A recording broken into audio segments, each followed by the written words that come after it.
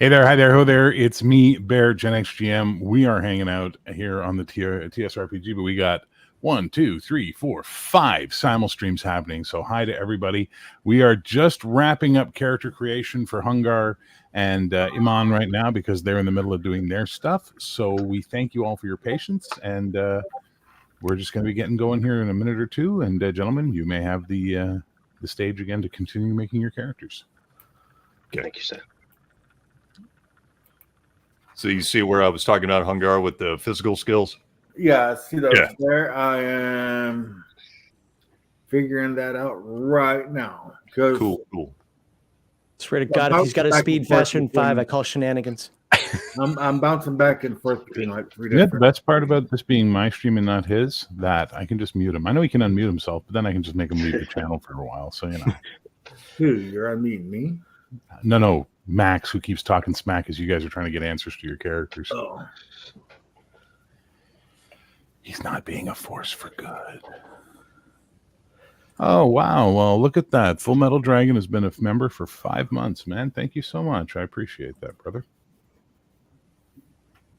I spent you $5 well. So you said add 20% to... No, I had... okay, so my physical skill, I took hand-to-hand basic, and that's part of my PS, correct? No, it's separate. So am I allowed to pick rogue and thief skills, even though I'm not either of those? If it says so on your skill list. Yeah, so you look at your skill list for a knight there, it says OCC related skills, and under rogue it says none. Yep, under domestic it says none because you can't cook. I took violence under domestic. Don't worry about hand to hand right now, Hungar. Just worry about the other physical skills and get all your bonuses. That's like the only physical skill I have as okay. Scholar. Right. Okay. So that's all you got. One thing that might change Iman's choice of skills, though, is a knight rolling the source of nobility, because the source of nobility tells you which to pick, where to put some skills. And my one said I had to pick a couple of either domestic or technical skills. Right, he can do that. Mine says I can't pick from any domestic skills as a knight. Right, but if your nobility says differently, then you can do that. So yeah, that's what it's saying. What do you mean by nobility? You mean my nation? Roll percentile dice, and it tells you how you became a noble. Yeah, so where's that chart? I'm just trying to find it. Oh, is that what that is? Right, okay. Yeah, in the Family Night background. So give us a D percentile roll, and we'll get that out of the way right away, please. Okay, sure. 1 second. Palladium Fantasy Role-Playing Game, 2nd edition.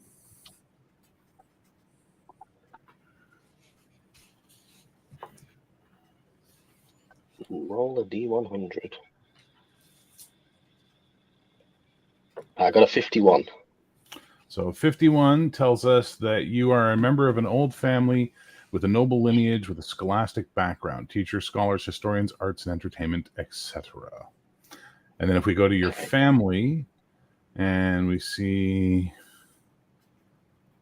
old family, that's not old nobility though, right? So that's old family. Scholar, teacher, historian. Make selections from science or technical skill categories. You may take skills from science or technical. Okay, so that overrides the other thing where it says I can't. Yes, correct. Yes. Okay, cool. Thank you for that. So No science or technical, right? Excellent. No, don't think Scholar, that's technical, and noble. So what was that, Cody? I don't think that's how it works. So you get 3 skills from those categories listed at plus 10%.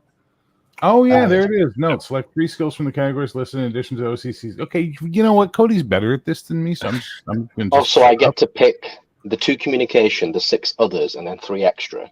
And those 3 extra have to be from science or technology. Or technical. Yeah. Right, okay. I've picked my 2 communication. That's fine. Let's pick the... Oh, do you know what? While they're doing that, we'll just go through real fast. Cody will be playing a Lorrilan. Wow, Lockwald. I can't talk today. A wizard. Ye Old Geek will be playing Sir Gerard DeVere, a knight of Palabria, and boy, he's a charmer.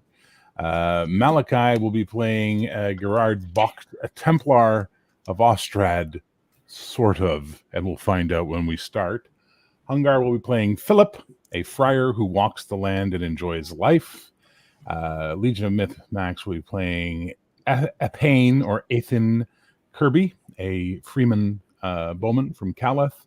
And Iman will be playing Navri Ishmitar, a knight from Ishmir. So that's going to be fun for him. And I, of course, will be the storyteller, GM, narrator, referee, general malcontent. Cat herder. What was that? You are the official cat herder. I am the official cat herder, yes. All right, Hungar. We are not playing in the actual Palladium Fantasy world. We're playing in my own homebrew world. So it was in the Eastern or Western Kingdom.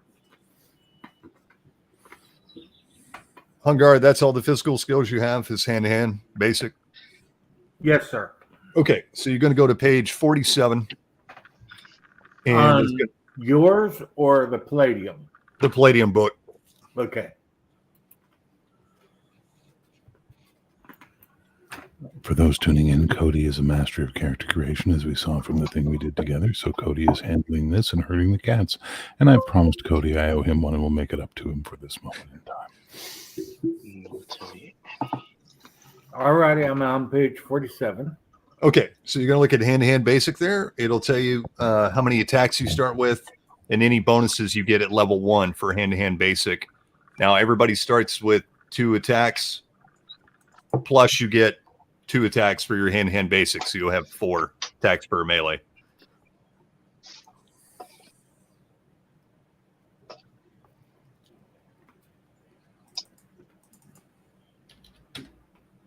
Man, this shit is complicated. Yeah, it is actually a little bit, but I'm It's nearly all done. front-loaded complication, though. That's for sure, guys. Yeah.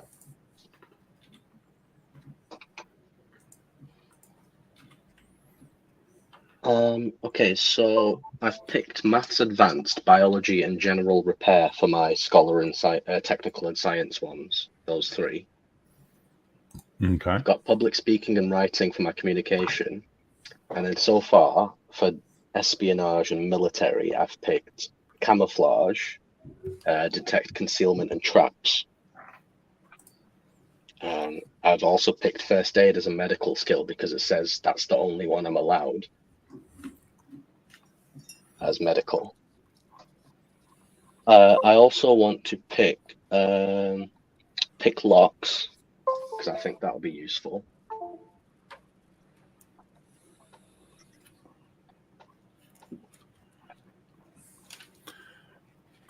I take no responsibility, RPG Exiles. I'm sorry. It was your choice. There's the Max Legion of Myth pose I love so much. This is relaxing. I don't know. Shut up, Max. I'll also pick Disguise and I'll pick Detect Ambush as well. Okay. Damn it. Right, so that's all my skills done, I think.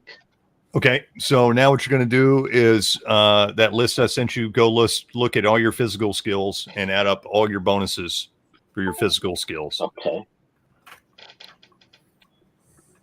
Right, let's go.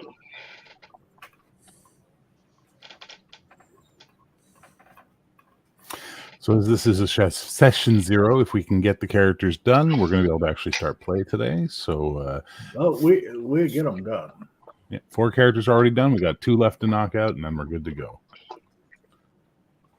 All right, so Hungar, you've already got your hand-to-hand stuff, right? Yeah, I get 2 hand-to-hand attacks. Okay. And you also get the bonus to your parry dodge thingy. Yep. And Wait, sorry, remember, what bonuses am I applying here? The ones that it says on OCC related skills? no, you look at that list I sent you, and under physical skills, it'll list all the physical skills under that category. Oh, yeah. And physical skills, Mhm. most of them will give you some kind of bonus to your SDC or your physical strength or prowess or whatnot. You want to go through those and add up all your bonuses. I didn't pick any of those. You didn't pick any physical skills. No. Well, I already have hand-to-hand expert. Okay. Yeah. Did you take boxing? Did you take running? Did No, you I take didn't take any other physical skills. No. I would recommend taking some. Yeah. I took 4. I just went all in on physical skills. All those secondary ones, but I just threw at physical skills. Does anyone get the impression that Sir Gerard is going to be bullying Sir Navri? And it is Gerard. Yeah, whatever. Gerard DeVere. Ponce Palabri. Don't you be knocking Palabria. Oh, it's all right. I'll just kick an Oski in the pocket and I'll get you right in the arse. All right, I'll get rid of disguise and I'll No pick idea boxing what you were instead. saying there. Dale, I intentionally rid of picked everything disguise. but boxing because I know Max hates boxing. It's good that you made I your love decision boxing, based on a game Max isn't running. Yeah. I Right, didn't take plus boxing 2 either. to PS. I didn't either. Well, I got bad news for you. I'm of the impression, based on what I read under boxing and what I've said from the community, that boxing should give you extra unarmed attacks, not armed attacks. True. Very true. Boxing training isn't going to teach you how to swing a sword better, right? Or fast. Unfortunately, Wait. rules as written, that's not true. And I've seen actually every game I think I've ever been in, other than the ones I run, it affects even your rifle combat. Yeah, that's nice. I don't run it that So way. plus In 2 fact, to I make PS people for angry. being dodge. I like making people angry, apparently. We're good. Hungar. So you got all your stuff. Now what you're going to do is look at any of your exceptional attributes and add in any bonuses you get for your exceptional attributes. So anything over a 15, 16 or higher will give you a bonus. I got those. I got that figured out. Right now, I'm just writing down my skills, and I'm going to figure all of that out. Yep. It just give me a few minutes, and I have the shit done. Yeah, no problem.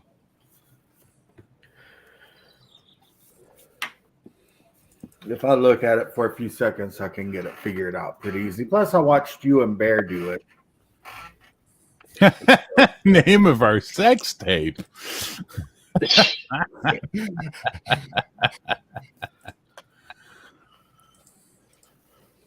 So I what watched does it you and mean Bear make by characters, so that helped me out too. what does it mean by plus 3d6 SDC? It means Yeah, you he's roll 3d6 and add it to your starting SDC. SDC means I don't have special anything damage written. capacity. You haven't done that part yet. You'll get there. No. Just make a note that you're going to have 3d6 extra SDC, sir. Yes, sir. Mine is the main chat, Pedar. TSRPG. It says plus 2 to PS. Is that just like my base PS? I can just make Yeah, you that. add 2 to it. Yeah. What if that becomes exceptional? If I No, after I add You that don't to- get to roll a die and add it to it. It's exceptional at that No, number. that's fine. No problem. It's one of the reasons why my character I do have a quite beefy. question. Right. Okay. I think I'm done then. Cody, Yo, on when you pick your skill, when you get your OCC skills, right? Yeah. And then you get the secondary skill list. Yeah. Like say communications, it has cartography on your page. It says plus 15, or it says 50% plus 5%. okay, the +5 is how much you get per level. So you don't get it. You don't get that at level 1, but every other level you add 5%. So it starts off with 15%. Then every level you get 5 more. That's correct. That's what I needed to know. Thank you. And then any bonus you would get for your class. Son of the bitch. Ouch.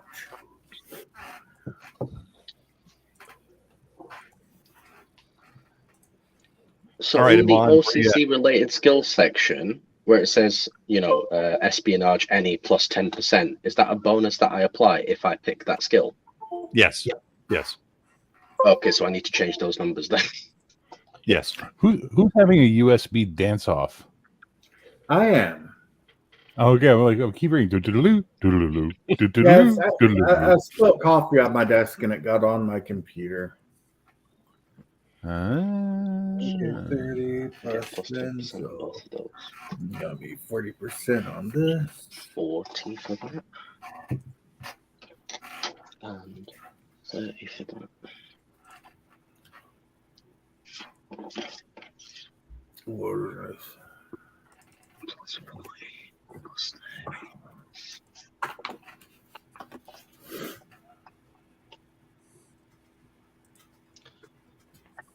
So how many have got in chat in total, do you reckon, Bear? So what was that?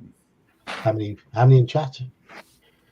We're currently sitting at 61 people across all our channels.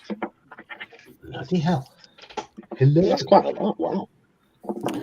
If we go up to the pressure. top, we see we have 5 from Hungar, 13 from you, 17 from Legion of Myth, 0 from Malachi. Got to get them numbers up. Those is rookie numbers. Yeah, Got 18 from me and 7 from Cody. On my Discord, I put the link to since you're the primary. To yours. Thank you. You should put your own, though. I did both, but I added yours in there to make sure you got the credit for your stream. Yes, Dale, 60 are going to watch this train wreck. More than watch you try and play Star Trek, buddy. Oh, No, Dale's starting early. He's full of coffee in Texas, apparently. Mr. Mackey, how you doing? Long time no see, man. Another question for you, Cody. yes, sir. Okay, one of them, what's the deal if they have like 30%/20% plus a number? Okay, that means you basically get 2 skills in one. Okay, so like if I take medical skill, I take surgeon, doctor. So I have surgeon at 30, doctor at 20. It's diagnose Not at 30, treat at 20. Yeah. Okay. Yeah, the skill descriptions describe. Like- I noticed that. The skill descriptions describe when you use which number. Yeah.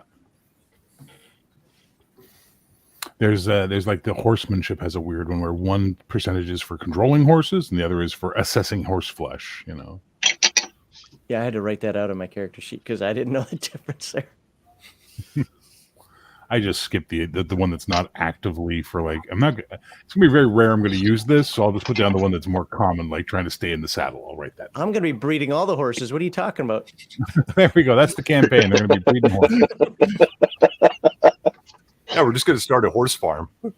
There we go. Well, I'm so glad I've created a whole campaign to go for you guys then. Yay. This is gonna be so much easier. Okay. I mean, we got I think 3 I'm nights. Surely we get something out of that. Well, you got 2 nights. Oh, 2 nights. Sorry, excuse me. Yeah, the Templar's not a Do night. you think I would share profits with you? Well, do Well- you think you'd have profits left after you pay your tax to Oski? Well, yes. Palladium. Don't be talking about that. Those, the filth. Ooh, we don't do, say that we too do. loud. They might hear you and tax you for it. In fact, I do believe that Philip may be from that region. Yes, Philip is from Oski.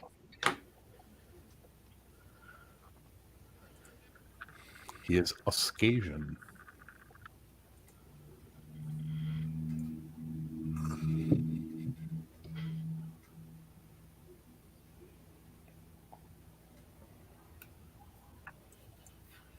How you doing over there, Amon? I'm done, I think. Okay. So you got Changed your all those physical numbers. skills totaled Yes. up. All right. So Hey, Eli, nice to see you, man. next thing you want to do is go back and total up get all your bonuses for your exceptional attributes. I've only got the one PP. Okay. So what is that at? It's plus something to parry, dodge, and strike, I believe. Okay. What's your physical prowess at? 17. 17. Okay. It'd be a +1. So you'll just note that down there in the combat section.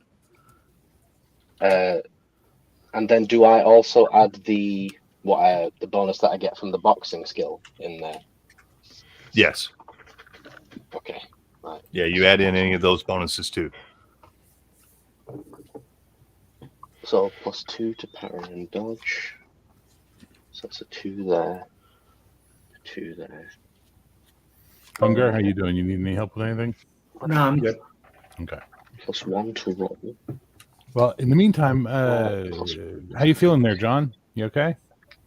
Yeah, Okay, I'm cool. ready to go. Max, you good? Where it says Malachi, you feeling Sorry, all right? what? You need a hug?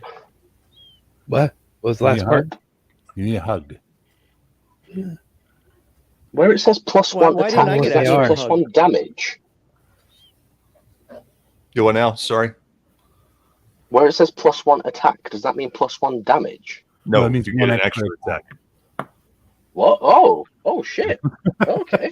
I got This is 5 why rounds. boxing is Oh. OP. Whoa, I Hey, get a James free Gang, shot. we're playing Alright. Palladium Fantasy 2nd Edition, sir.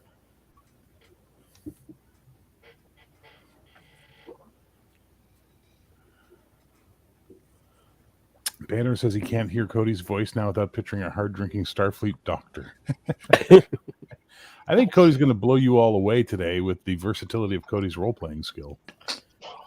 Maybe. I don't know about that, but You be quiet now. let's see what I can do.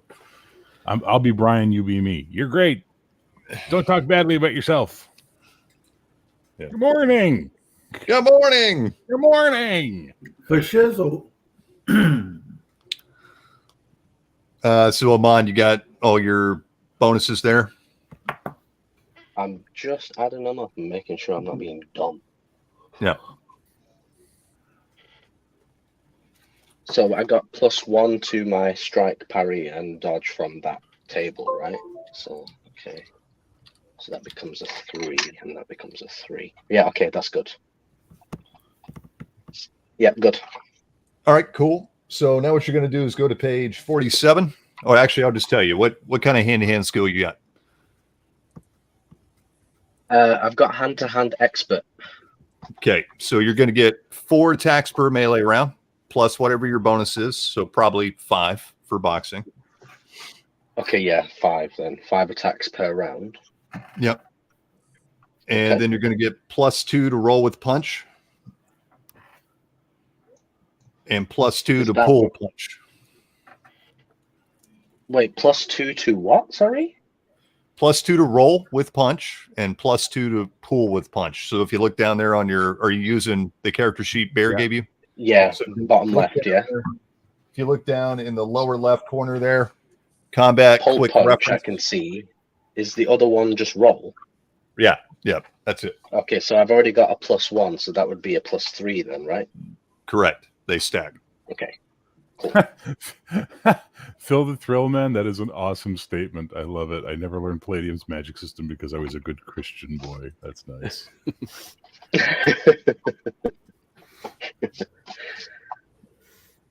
All right. Okay. So after that, you're going to total up all your skills. All right. So you're going to go to that page I sent everybody there. It's got all the skill totals. And you're going to add any bonuses you have for your class or attributes, and that'll be your total skill percentage. Okay, so now I add like the 10% or the 5% Yes. or whatever it is. Yeah. Exactly. The one that's on the sheet or the one that's on my character OCC? I don't know really what you mean. So there's that skill list that you sent. Am I adding the bonus from there, or is it the one that is on No, my character? you're gonna. So if you look at that skill list I sent you, it'll have like dance, for example. It has 30% +5. So the +5 you do not get. That's what you get every level when you level up. You start off with the base percentage and add in any bonuses you had from your class. Okay, I've already done that part then. Okay, I've done that. So you would start at 30 plus, I think you got 15 as a knight, so you'd have Yeah. 45. Yeah, I so started down I to picked 45, camouflage as 20, but because it's an espionage skill or a military skill, I get a 10 bonus to it, so it's now 30. So I've done all Correct. of that. Is that right? Okay, so you got all that, right? Yeah, I've done that part then. Okay, cool. Okay, groovy. Now you're going to roll hit points. So you're going to roll D6, add your physical endurance. Okay, 1 second. So a D6. So I got a 4 plus my physical endurance, did you say? Correct. So that's 18 hit points. Yes. Yep. Okay.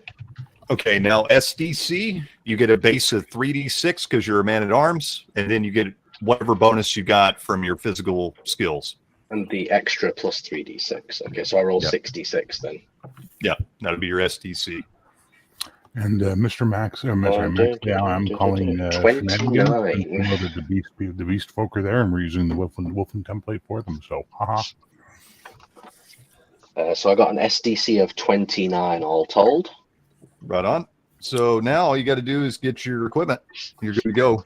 So if you look back under night there, it'll tell you what you start with. And you get a couple selections. And you start with some money.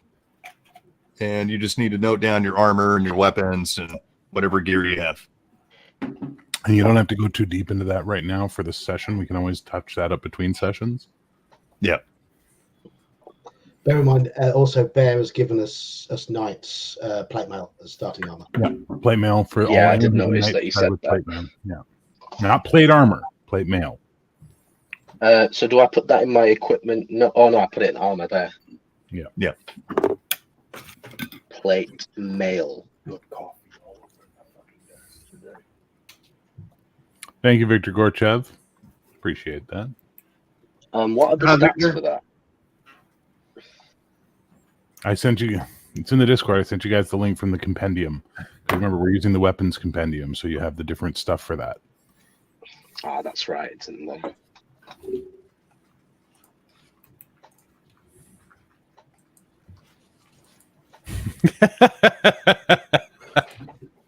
Hey, everybody watching.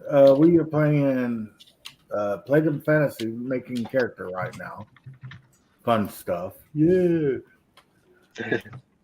I didn't know I was playing until this morning. But like I mentioned, she jumped in and took the extra slot. I ain't worried about it. Shit. I get shit done. I ain't afraid no go. All right, so I got my skills written down. All right. Cool. So next thing you want to do. I got my hit points. Okay. Got your SDC. No, I do not have my SDC. Yeah, you know me. All right. So you're going to roll 1d6 plus 6. any bonuses. Okay. There you go. And what would I use for a bonus for that? It'd be from any physical skills you had, which I don't think you had any. So I got MA isn't a physical skill. PB and PE are 14 each. yeah, that doesn't give you any bonus. Okay. And you already got hit points. Yeah, it's PE plus 1d6, correct? Correct. Yeah. And now you're going to roll for you. Now you're just going to pick equipment and all that stuff, and you'll be good to go. Now I need the bonuses for my skills I get for my intelligence and crap like that, correct? What's your IQ? 20. Oh, 20. Okay, so that's going to add. Yeah, you get a bonus to all your skills. 6%. Yeah, so you just add 6% to all your skills. This compendium is taking a long time to load on my phone. Don't worry about it. You're not going to need it right now. We'll worry about it when you need it. Sure. MA. What's MA mental? MA, I have a 20, so I get a 60%.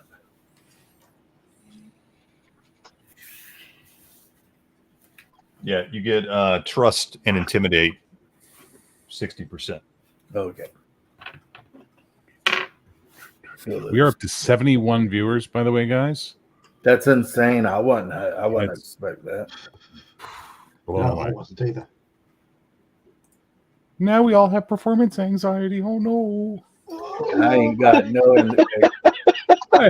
I go to the bartender and ask him if he has any rumors. Speak for yourself there, funny boy. Okay.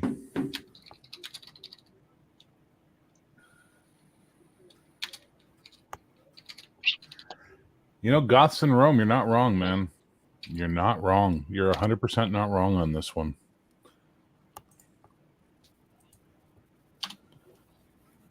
Oh, James says we're all attractive. That's nice of him. Okay. He was only saying that because my camera was off. Oh.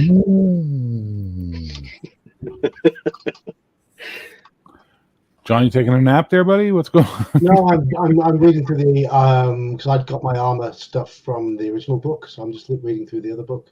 Again, guys, I wouldn't worry about it unless you plan on starting a fight with someone today. You should be okay without us having to worry too much about that. You can look it up at the time or just have the PDF ready to go at that moment.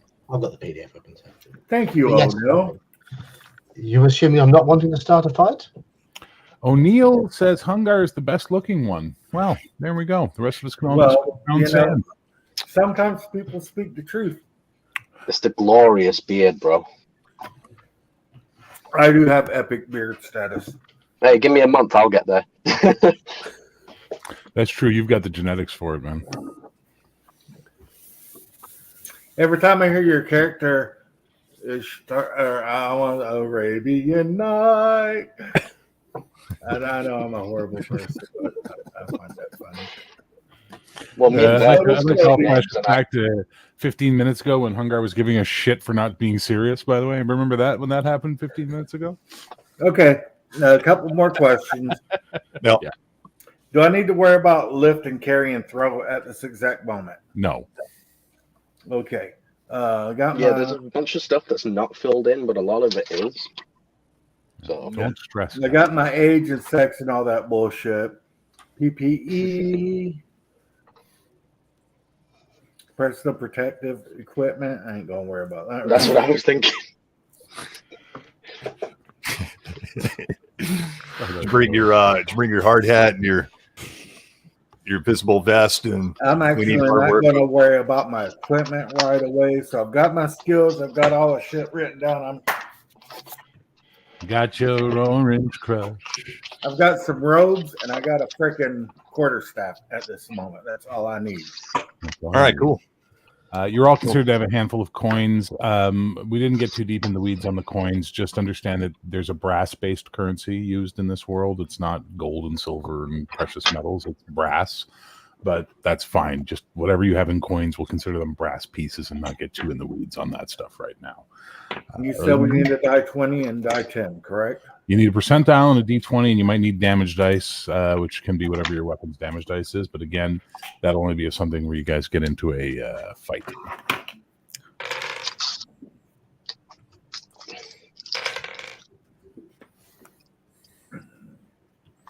Now, if you gentlemen are ready, we can begin.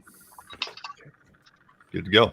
Anybody have any final I believe questions so. before we start off? And don't worry about asking questions during the game and stuff like that. I understand. It's okay. We're more than allowed to ask questions. Don't feel like you have to sit there and know things automatically. Are you guys ready to see 8,442 billion D role play? I don't even know how to interpret that. All right, so just to give everybody watching a little bit of an idea as to what is going on or what the campaign is, it is not the Palladium Fantasy world. It is my own home campaign, which is called The West. The West basically is this area here of the map, basically is considered the West, but they are all on this area called Pendria, which is an island. This island is called Albana, and that's where they are. The entire campaign, for the most part, will be happening on Albana, barring anything else going on that takes them away from it. So we will go to the close-up map of Albana and make it a little bit easier. I'm not getting into the weeds of the history of this right now. We're just going to say that there is a long and storied history for Albana, and we're going to go through the characters real quick. We have Cody. What is the name of your character, sir? I am playing Lorrilan Lockwald. And what is Lorrilan Lockwald? He is wizard. He's a wizard, Harry. And then we've got Max Liao's character, who is... Aethain Kirby. And who is Aethain Kirby? I am a longbowman from Calith. And he is a commoner, and that is important. I'm a commoner. And then we have Yield Geek playing. I am Sir Gerard DeVere. I am a knight from the fine land of Palabria. And just a looker.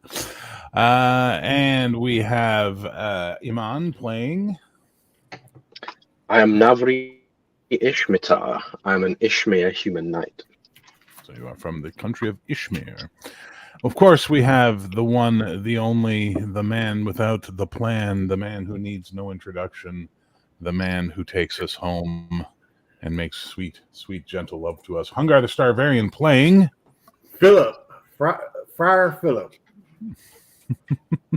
And last but not least, we have Malachi playing. Gerard, or I'm sorry, Gerhard from Ostrad. Gerhard Bocht from Ostrad. Yeah. Now, all of this is going to sound like gibberish to you guys right now, but it will mean something as the game goes on. Now, every year on the island of Albana, and beginning just at the end of spring, the beginning of the summer, there is the Tournament of the Three Sisters battlefield. This is where 500 years ago, the High Kingdom of Aethain, which once ruled the entire island, there was a massive civil war led by the Palladians, which is from a rebellion led by the Palladians, where Gerard is from, wherein they had killed the king and his entire immediate family in battle. All the sons and uncles and nephews all got killed, leaving a succession war that drove Aethain into violence and savagery. There is no more Aethain. In fact, the lands of Aethain are a hazard area. Nobody goes into them anymore. But the remaining kingdoms of the Pendrick Commonwealth decided to create a tournament every year at the Three Sisters battlefield, where they would basically sign, people come to sign deals and make treaties that last for 1 year, but there's also a massive tournament that happens. And over the years, the tournament has gotten bigger and longer to where it now takes up the entire summer, and all the kingdoms contribute to the treasure, the prize pool, which is a massive train of riches that every thief and scam artist in the island dreams of pulling off the great heist of stealing the treasure train, but would probably be a bad idea. The reason it's called the Three Sisters is that there is a massive standing stone there that's probably about 100 feet high. It's like just a piece of rock sticking out of the dirt, because the battlefield is a plain almost, and it has been carved with 3 women facing each in a point of direction, a youth, mature, and an elderly, and they are the Three Sisters. The thing is no one on the island knows who carved these. They've been there for forever. The earliest recordings of Albana talk about this standing stone being there. The Ifrani primitive tribes who surround the area, they say it's always been there. And even when beast folk have been talked to, they also claim that it's always been there. They have no idea what it is. But this is where you are at. So each of you has come here for a reason. And I'm going to just get to each of you as we go. But basically, for the knights, you can pretty much assume that, the two of you are with your relative entourages from your nation that have come to do, the nation stuff that's going on. Now, in olden times, the kings of the Pendrick Commonwealth would come to the tourney to do all their work. Now they send chamberlains. They don't tend to show up anymore in person. It's very rare for a king to show up at this tournament. But before we get anywhere near that, I'm going to start with Cody, with Lorrilan Lockwald. You've been spending a fair amount of time recently amongst the Valexa, which are a nearby tribe of Ifrani, and they're actually horsemen. They breed horses. They breed this sort of type of horse you only find on Albana, which is it's like a right between a horse and a pony. You know what I mean? It's just that sort of a size, but it's very, very strong, very, very good at fighting. It's not a great heavy cavalry horse, but it makes a damn fine riding horse, that's for sure. And they always bring them down to sell at the trade the horse flesh at the tourney all summer long. But you've been up with them meditating through the winter because you've been sort of seeing signs in the land and, whispers and rumors in the wind that something is afoot. And your meditations have brought you to understand that you believe now the Pendrick Cycle is about to begin. Now, Pendrick Cycle is a story, and the Pendrick Cycles are renowned across the islands as basically, they're almost like Arthurian legends. They tell the story of when all these things happen and all these particular people come together, the High King will return, and when the High King returns, God will come down from heaven and build his throne upon the world, and all will be peaches and cream, and darkness will be, locked away for 1,000,000 years. Whether or not people believe the Pendrick Cycles, they are the most popular stories, songs, books, what have you, of the traveling minstrels and bards of the island. Except for now, they're being replaced by one thing, which are what are called Monachian bodice rippers, which are from the southern part of the West, and they're basically the equivalent of medieval Harlequin romances. So they're a little more bawdy, they're a little more ribaldic, and as a result, they're kind of catching with the popularity as the Pendrick Cycles have become a bit blasé. But you are now convinced that there is a Pendrick Cycle about to begin. And based on your meditations, you have come to the conclusion that of the Pendrick Cycle players, there is always the wise man who brings all the players together. And all of the signs have told you, you are the wise man. You must go to the Sisters battlefield and find the other players. And then with that, you will follow the signs and do what you got to do to solve this whole thing and restore the High King, and that's what you're going to do. So we open with you riding with the Valexa as this massive herd of horses is being driven down towards the battlefield tourney. And even as you're coming down out of the hills, you can see the tourney is already set up. Now, there are a few permanent structures that have been built over the years, some temples, some minor castles and stuff like that belong to the various kingdoms and what have you. There's some mercantile houses that have built up a little sort of, market mall type area. But there's still dozens and dozens and dozens and dozens of tent villages that have been set up by various, hedge knights or mercenary companies or what have you, because all summer long there's going to be sword fighting and lancing and jousting. And we lost Iman. He'll come back, I'm sure. And all that sort of good stuff. So there's tons and tons of people who want to be here. There's pennants of every color, of every nation, of everything that you can imagine. There's also something else you notice off in the distance. Right in front of the three sisters, you can see crucifixes being put up, big ones, like 40 feet tall crucifixes in the shadow of the three sisters. And you had heard that the Estradi were going to be here. You had heard that the Estradi were coming. Now, the Estradi are from the continent, and the Estradi are evangelical Brightonian Orthodox who believe in crucifying people to send them to their maker. And that's worrying because the battlefield has always been, I don't want to say a place of peace because the people beat each other with swords and lances all day long, but it has been a place where it's been open to everyone. And having these crazy religious zealots being here is dangerous. But they're crazy religious zealots who wear plate armor and are quite good at fighting. So, most people are just trying to put up with them a little bit. So you see that off in the distance. Whatever that does for you, that's up to you, but that's what you see. As you are riding in, remember we talked about you can sometimes peel back reality and see. You may find yourself tempted to do so, and in a moment of sort of curiosity, you sort of reach into your inner eye and you open the magic eye within yourself and you look and you can see. What you see, and when you do this, is you see mostly a gray version of the world without color, but you can see blue and red and green energy fields, and you can see wards, and you can see sigils, and you can see even bound spirits that are tied to things through magic. And you can see there's a lot here. There's a lot of people with warded stuff. There's a lot of people with bound elementals and stuff like that. This is for a place that, magic, well, no, that's for crazy people. There's a lot of people using magic here. But what disturbs you more than that is that you can see where the Estradi are setting up those crucifixes, there is a black energy on them. And it disturbs you so much so that you have to break it. As basically you ride into where the horses are going to be. The Efrani chief, that's come is like, he comes to see you and he's like, my friend, this is where we part company. Oh, yes. I appreciate the escort in. I think your horses will probably, it looks like fine stock. They will probably bring you good bounty, I would assume. So I've never been to one of these ruffian events. Where, what does one do here exactly? Well, what do you want? Do you want food? Do you want fight? Or do you want fuck? Well, food is really all I require at the moment. Where would I find some food? Follow your nose. It'll take you to all the finest foods of the island and some from beyond. Well, very well. I appreciate you, the company over the winter. Here's a few gold for the trouble of the escort, or bronze or whatever they deal in. Yeah.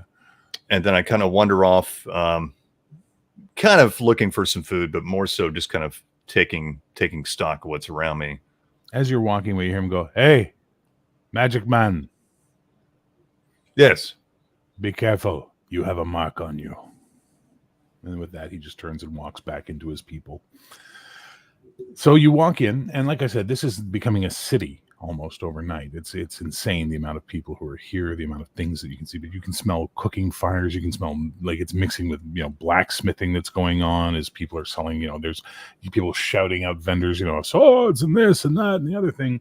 And as you're sort of looking around, you just sort of spot something out of the corner of your eye, and you see a rather large, of girth man wearing brown robes, standing at a vendor stall, enjoying a tankard of ale and one of those turkey legs, those great big ass turkey legs.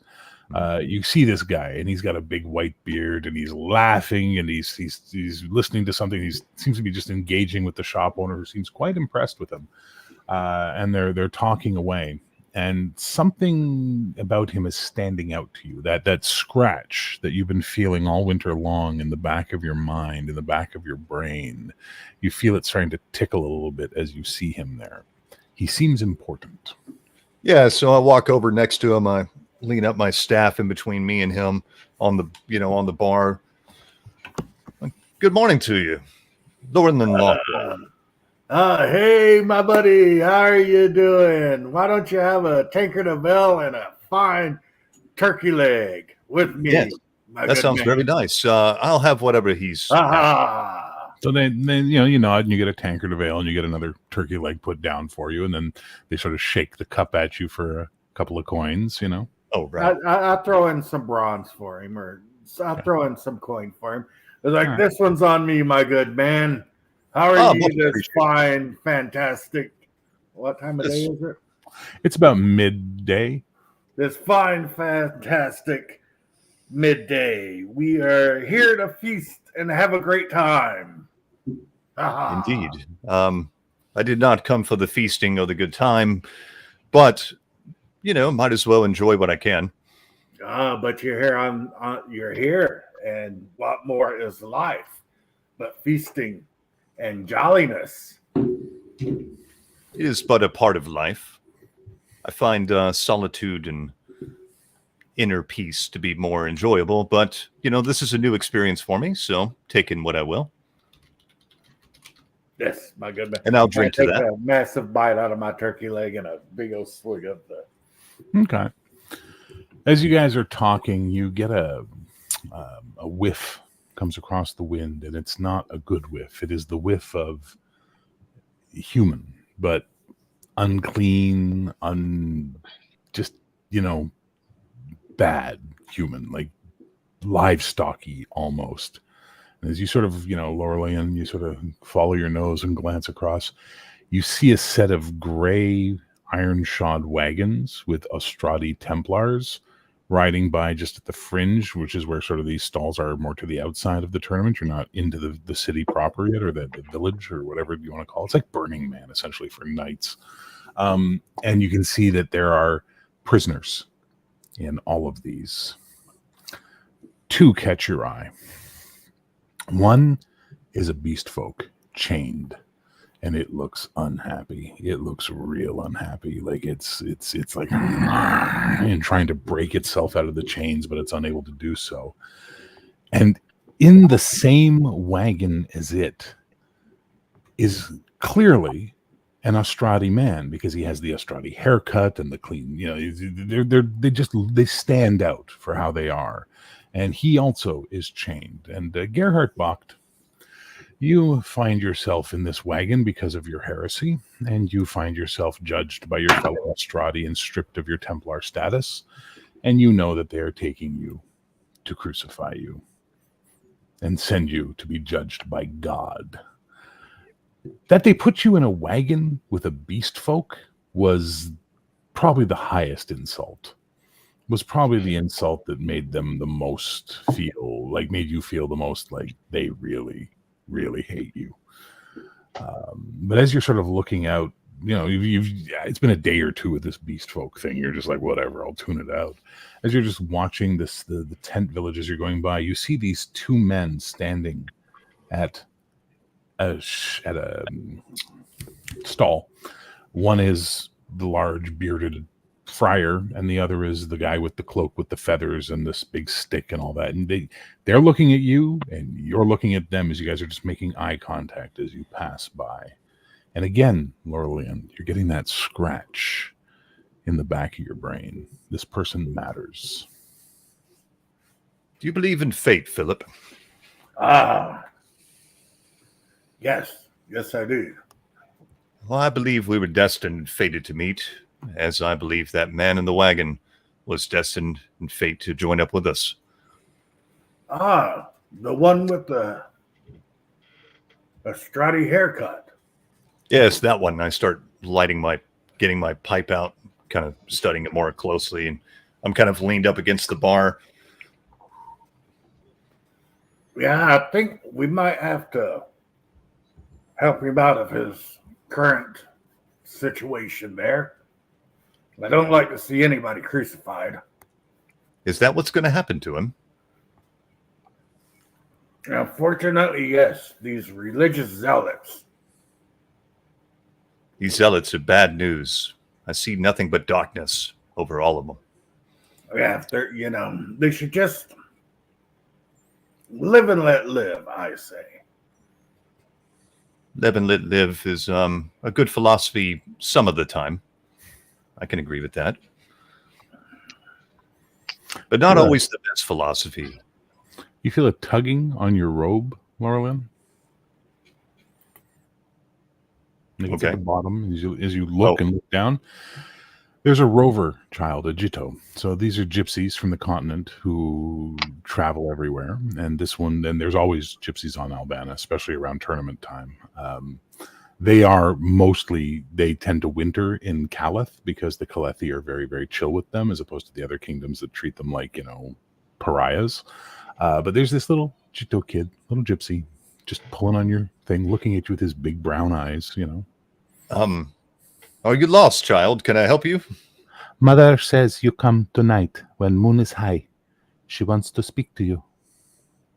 Of course. Who is your mother and where do I find her? Come to the camp. Everyone knows Mother. And then he looks at you, Philip, and he just sort of pokes your belly and giggles. And just goes, hey, you're fat. And then he turns and runs off into the crowd.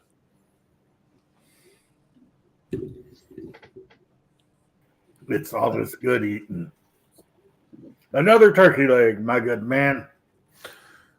So he puts the turkey leg down and he holds out the cup for coin. I throw him some coin and one extra because what is money except to enjoy life with? Okay. So you two are eating and standing as all of this chaos is going on around you. And we'll go from there to the entourage from Palabria. There are two very large kingdoms on Albana, Palabria and Davon. And they don't get along, the Devonics and the Palabrians. They have a history of being mostly at cross odds about things, but they're also the two most knightly cultures that you will find on the island. And every year at this event, they both try and upshow each other a little bit. The only problem is that Palabria is a little bit further away, as this is literally Devonic territory. So the Devonic always manage to make a better show because, well, they are what they are. Plus, the Devonic knights have a treatise, which is they will send their knights out in the spring to ride the salt roads, looking for merchants and caravans to provide protection, bringing them here, which the Palabrians don't do. So Palabrians have a little less of a good reputation. Plus, there's that thing 5 centuries ago where they caused the High King to die. That sort of people, that matters. But you guys have shown up in form this year. And the thing is normally the Palabrian colors previously were, blue and gold and, red. But this year, they're black and red and gold because the Queen, Evelyn, has basically started dressing in red. And as a result, the national colors of Palabria have changed, which has been great for a certain family whose textiles work has made them quite wealthy in the last year. And Sir Gerard DeVere finds himself riding not in a position of honor in the entourage, but certainly not in the back ranks. You know what I mean? You're a little more to the front, and that's sort of a nice place to be as you're astride your destrier coming in to the thing. It's a mixed bag of feelings for you here. You've been here in years past. As a younger man, you came and competed, of course, but now as a more mature adult, it's, you maybe fighting isn't the best choice for you, but certainly making a presentation for your people is important. But the smells, it's always the smells, because it's a mix of unwashed and metal and spices and fires and animals, and it's a little savage for you. I mean, this is not the height of civilization, but it is what it is. You guys ride by, make sure everyone can see you, and then eventually, the head of your column brings you to a campground, which is yours. There is a small fort that belongs to Palabria that is built there that will serve as the command center for the summer. And you guys basically are expected to just build your tent city around it. You are of a high enough level in society that you're not expected to do shit. You actually are able to just do what you want. And as you step down off of your horse and you're sort of stretching and sort of working out the kinks from the long ride, one of the knight commanders walks up and goes, "Sir DeVere, how fare you?" I am well. It has been a long journey. Is my squire about?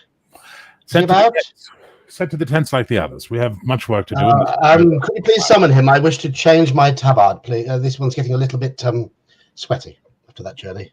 I must wear my spare. It must be clean. It must be presentable at all times. Well then, I suggest you go and find him yourself, as I do not work for you, Sir DeVere. When you have attained the right of knight commander, you then can tell me to go fetch squires for you. Are we clear on that, sir? Yes, of course. Excellent. Your squire is required for work. If you go and take him, fine be it. It is your choice to do. But right now, we need all of them setting up tents. Why don't you go for a walk and clear your head? Perhaps you'll remember your station then, sir. Good day. And he turns and walks off down the line. I'm looking around to see that nobody heard that, because I didn't want to hear anybody put me down like that. You're okay. It doesn't look like anybody caught that. I will dismount and go and look for my squire myself. Make sure he's picked a smooth area of grass for my tent, because I want no lumps and bumps where I'll be sleeping. And I want to make sure that all my spare tabards, all my spare finery is clean and ready to be worn as and when I choose. So you have a squire and a small little group of 5 men that basically serve you. It's not by no stretch of the imagination the largest entourage here. There is many that have hundreds of servants, but you see him, we'll call him Patsy for no lack of a better word. Patsy has learned from you, as you see him commanding these 4 others to no, move those rocks. You can't have any rocks underneath the master's tent. What's wrong with you? You crazy? Smacks one in the back of the head. Come on then, shift it. Let's go. Get up and on it. Come on. And then he sees, he goes, Sir DeVere, we're just preparing your campsite, sir. Good afternoon. Good afternoon, Patsy. I was just wondering if you have close to hand a spare tabard, because this one is feeling a little bit, after a long ride. I would not know, sir. You smell like the very roses of God himself, but I will get that for you immediately. Of course I do, yes. And he runs over to your stuff and he opens it up and he goes, "Were you wanting something light or formal, sir?" Formal, of course. Formal. Very good, sir. Very good. And he comes back and he, gets his little stool out and you just sort of sit there as he goes about his business of, undoing the old one and then getting a cloth and wiping down whatever you're wearing underneath and then putting the new tabard on you. And perfume, sir? Yes, yes. Very good, sir. And he, some perfumes on you. And shall I attend to your hair, sir?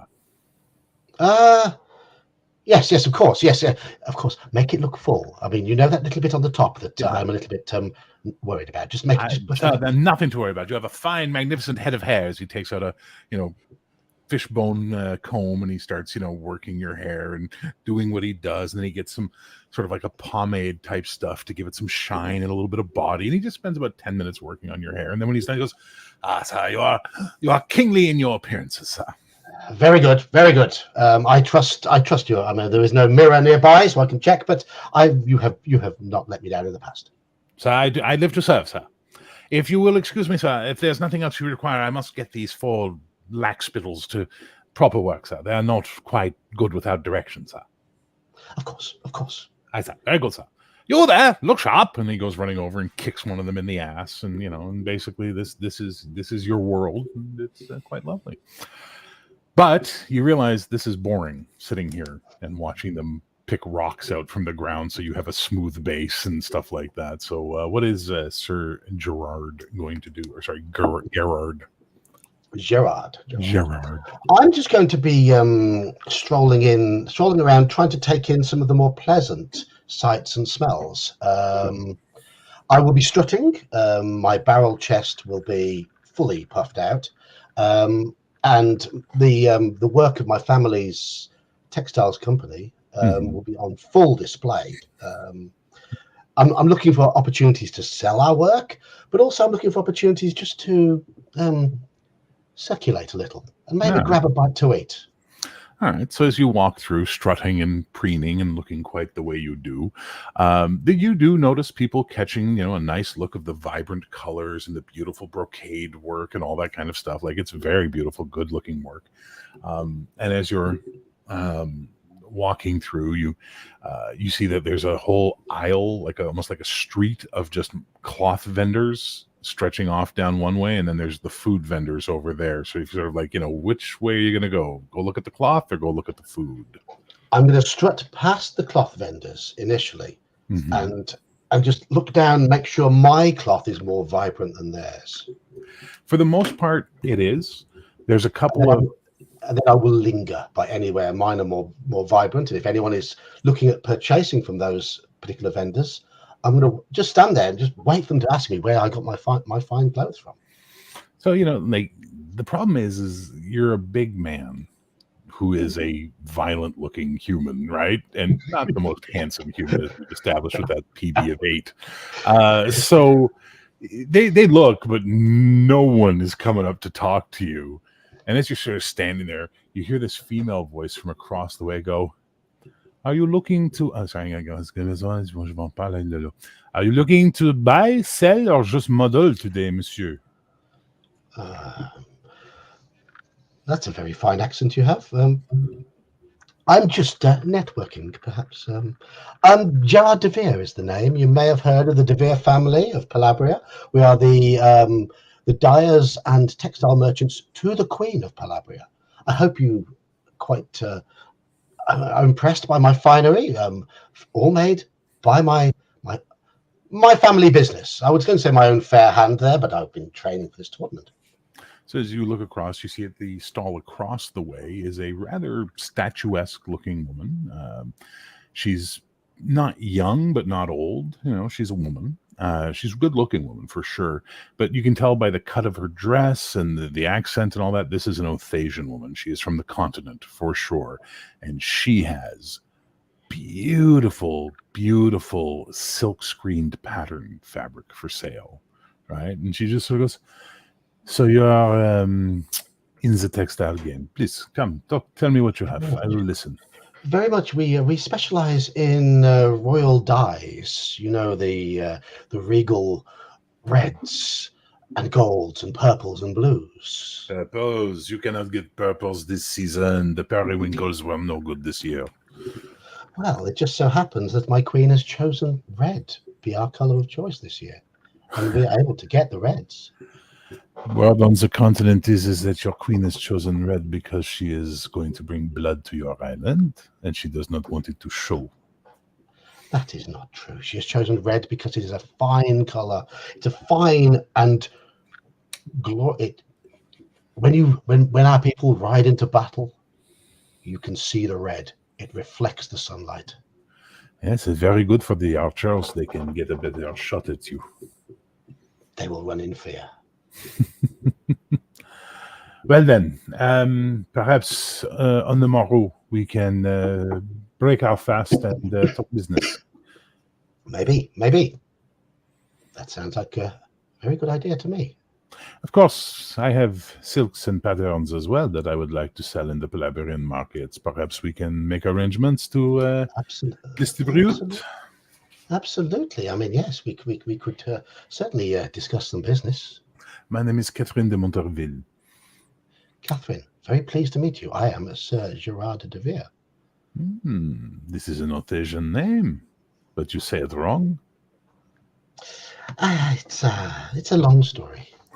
It's a long story. Indeed. Well then, I look forward to breakfast with you in the morning. Absolutely. Good luck, Sir Knight. Perhaps you will be as good with your sword and lance as you are at making business deals. Well, when you see the tournaments tomorrow, you will no doubt see my fine red on display on the battlefield. And preferably not in the mud, huh? Absolutely not. I have no intention of getting anywhere near the mud. Ah, you there? She turns and you see her sort of chase off this little gypsy kid that was looking at some fabric, and she's like, "Go, go, go!" And the kid just sort of runs off into the crowd. They're everywhere this year, like flies. So I turn away and head towards a food stand, thinking I've got money signs in my eyes now, thinking, "Ding, ding!" Making a deal here for the good of my family. Okay. As you're walking along, you can smell various things, and one of the things you can smell is a very nice roasting turkey. And you see at a stall where there is basically turkey being for sale, a gentleman who is wearing, well, it is a fantastically interesting costume, to say the least, of browns and greens and mustardy yellows, and a mantle of bird feathers that just is so bizarre, but there it is. And heading away towards the latrines, just as you're walking up, you see this man, this other large, rotund friar, sort of take his leave from him and wander off, muttering something about, "Don't let anyone take my beer," as he walks off, leaving him there. This man seems fascinating to you, not just for his fashion sense, but there's just something about him that's caught your eye. Plus, that turkey looks real good after that ride. And a beer would be nice. Good afternoon, sirs. Would you recommend the turkey from this stall? Oh, the turkey's fine. The beer's better. Would have a seat? Yes, yeah, of course. That's very, very polite of you. Name? Oh, excuse me, my lord. Maybe you're not a lord. I'm Lorrilan Lockwold. Oh, no, you were right first time. I am a lord. Oh, very well then. Very good. I mean, well, I have to say that you must have very fine servants, because your hair looks lovely this morning. It does. Oh yes, my servant Patsy. He's very, very diligent. Thank you. Hello, my fine peacock. The beer and the turkey leg is fantastic here. What did you call me? A peacock, because you are so fanciful, beautiful. Oh right, okay. I thought I heard something else there. You're right. I do look fine this morning. I hope you like the colours. I do notice that you're a little drab. Those feathers on your. Have you ever thought of sprucing them up? Add a little bit of colour to those shoulders. No, I quite like them the way they are. I've had this cloak for some time now. Is there something wrong with it? I think a fine gold would really go well. Too brash for me. Oh, that is a shame. That is a shame. And you fellow, you with the large stomach, and the unkempt beard. Do you have a name? Are you willing to provide it? I am Friar Philip, just friar, a you simple say? holy man wandering the land. It looks like you've done a little bit of the frying. I like good food and good beer. I can tell. This beer is good. This beer is excellent, actually. Yes. So the lady again holds out the cup, waiting for coins. I look to the other two because I'm not used to paying for my own stuff. I hand her coins. Your purse is gone. Oh. Well, looks like I'm not paying. I look over at Philip. And you can tell, like, there's no look of concern, really, that my money's gone. Like, I don't really care. And I could care less about money. I throw in some coin. You're getting a little light on those coins. You realize you can't be, you got a little bit of time left ahead of you. So just, you're like, okay, I got some coins, but don't go crazy. Okay. She takes the coins happily, and you've got turkey and beer, and there's a nice period of quiet, just drinking and eating as you're listening to everything going on around you, and not so much conversing. And that's when you hear in the distance the thunk, thunk, thunk, and then and then thunk, thunk, thunk, and like something's going on nearby, and it sounds cool. What would that be then? Archery contest? I haven't finished my turkey leg yet. How dare they start? Well, you can take the turkey to go. I say we go watch the... Excuse me? Who brought you up? You sit down to eat. You ask when you wish to get up. Unless you are of my breeding. I couldn't give a damn about your manners, whatever. Come on, Philip. Let's go watch the archery contest. As you turn, you're welcome to join us, Sir Knight or Lord or whatever you are. As you turn, you sort of accidentally brush against Sir Gerard, and there's a flash in your mind. You're standing in a field. There's rocks everywhere. It's raining. There are bodies surrounding you. Gerard is standing in front of you, his hair matted by the rain, blood pouring down one side of his face, his shield broken in one arm, his sword in the body of an enemy in front of you. And behind you on one knee is Friar Philip, and he's praying with his staff against his head. And then you're back at the fair. Yeah, I've dropped to my knees and kind of grabbing my chest. Are you okay there? Yes. Would you mind helping me up? My staff, please. I look to Philip. Think he means you. I help him up. I grab my staff, kind of look at Gerard. Do you believe in fate, Sir Knight? I assume you're a knight. I believe in merit. I believe in breeding. There may be some fate involved somewhere along the line, but they're more important. Oh, fate and destiny are very real, sir. And our fate and destiny has brought us together. Oh. The wheel turns, and we are all spokes in the wheel. And soon all the spokes come together. So you're looking at the feathers, you're looking at the staff, you're listening to the woo-woo talk, and you're starting to realize, oh, crap, this is a magic man.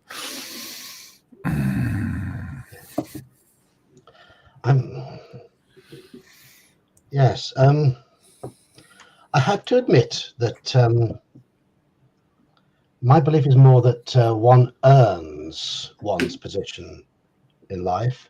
And one does through a combination of physical prowess, breeding, and hard work. You would think that. But destiny will come and smack you in the back of the head, sir. And don't worry, I'll be there to catch you. I would suggest following us. Probably be better for you. If not, we will meet again, whether you like it or not. Meanwhile, I'm off to the archery ground. I am off to Good the day, archery too. So these two are walking away. Are you going with them, or are you just letting them go? I will place my 3/4 finished turkey leg down. Look at my pint or flagon, however large the flagon is. down it and think, these may be a little uncouth. Something is drawing me towards them. Maybe I have something to teach them. Or maybe I just have something to sell them. Let's see what's going on. All right. Hold up, my good man, I'm coming.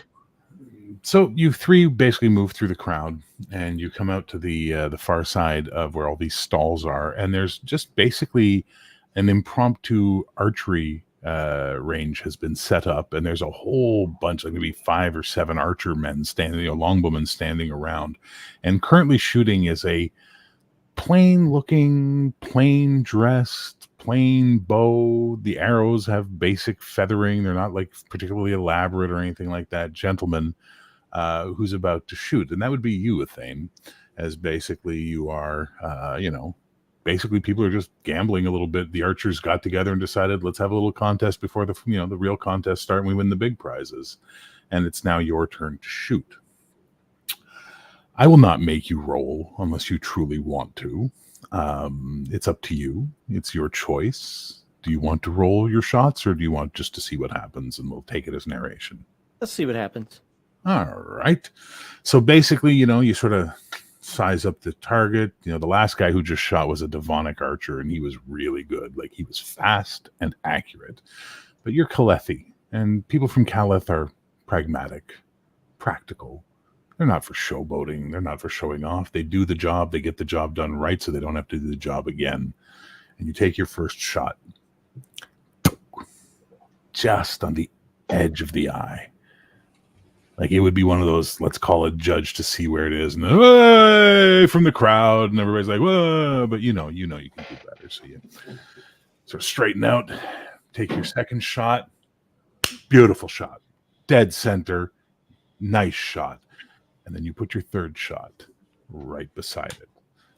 And everyone cheers, and some guys come over, and they hand you some brass coins, and the Devonic guy looks and he goes, I'll see you in the actual competition. You and me, we're going to sort this out, but damn, you're a fine, good shot, sir.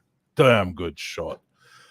If you see me later, I'll buy you a drink. And then he sort of walks off with the rest of the guys. Thank you. Standing there, and you collect your arrows. And you turn, and there's these 3 men looking at you. And it is the most insanely...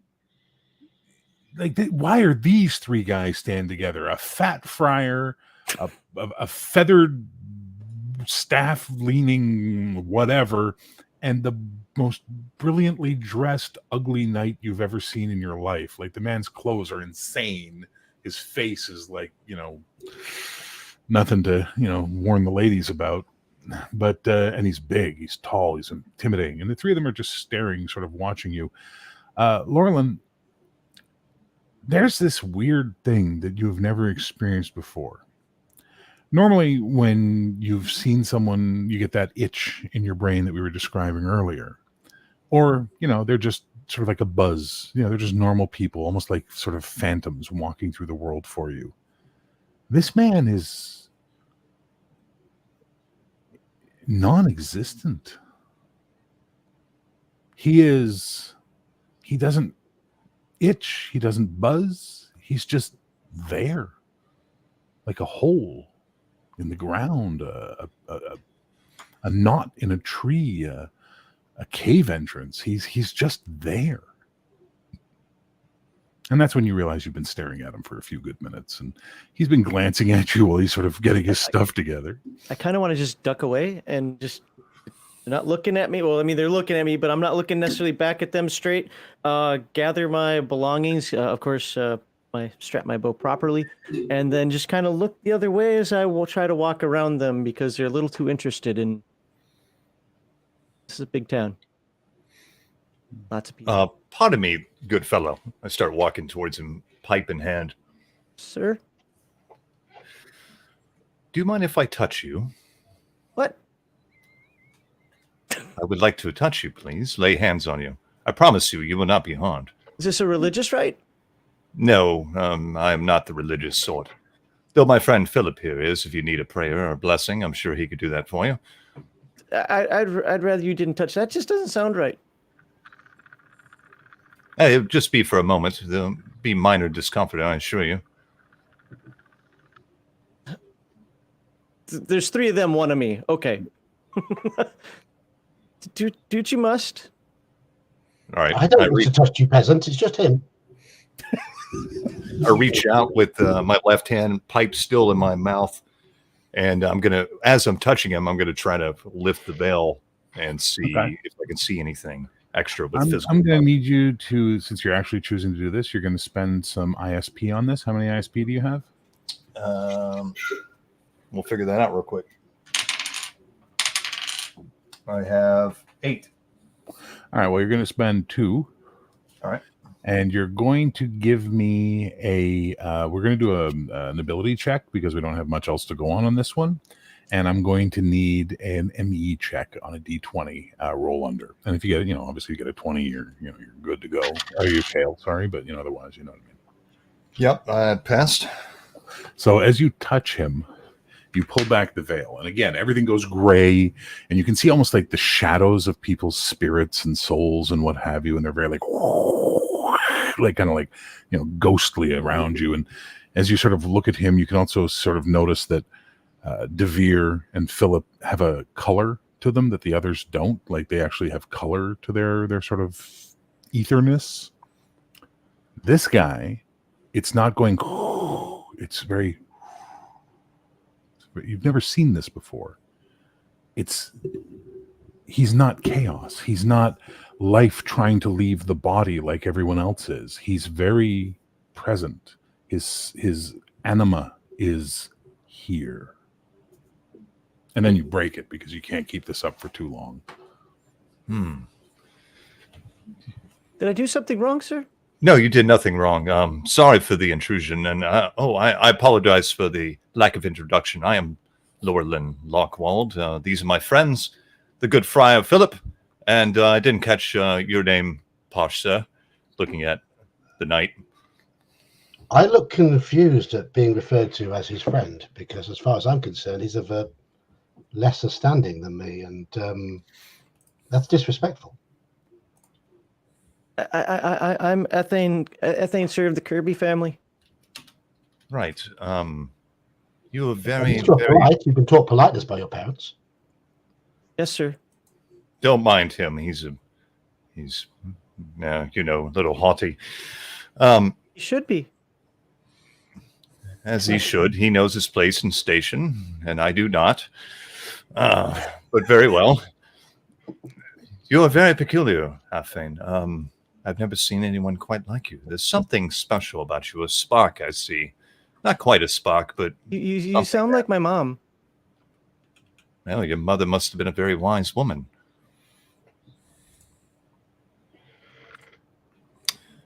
Well, Aethain, what brings you here to these tourney grounds? Oh, just wanted to shoot some shots and, press a couple of girls, maybe? Well, you would definitely do that with those shots. You're very impressive. Where did you learn how to do that? Well, Sunday training, of course. He's a peasant. I can't keep a straight face. So I was raised a farmer, and then decided join traveling troupe. Left. Very well. Will you be competing in the tournament? If I can, that'd be great. You should. I hope they cheer. I think they will for you. And I'll be keeping an eye on you, sir. And if you need anything, just, come and see me. I'll be wandering about, and our paths will cross again. I'm quite sure of that. Oh, that sounds great. Yeah, if you're going to be at the tournament, I'd like to shoot. I mean, do you need somebody to go hunting or? Oh no, nothing like that. But that will be useful in the future, I'm sure. A good day to you, and like I said, we will meet again. Fare you well in the tournament. At this point, I just stand there like a dejected child, and I just kind of look at them as they walk away. So, Philip, if you have nothing to do, why don't you just come with us? Oh, where are you going? we're going to go look around and enjoy this fine fair. Okay. Well, as Are you say, sure that is okay. wise? Are you sure that is wise? Peasants are poor. They may be poor, but they're also useful. Can we trust him anywhere near our coin purses? Well, I seem to not have a coin purse, so I'm quite trusting of him. I checked out to make sure my coin purse is still there. Yeah, your coin purse is still there. I tuck it inside my tabard. No worries.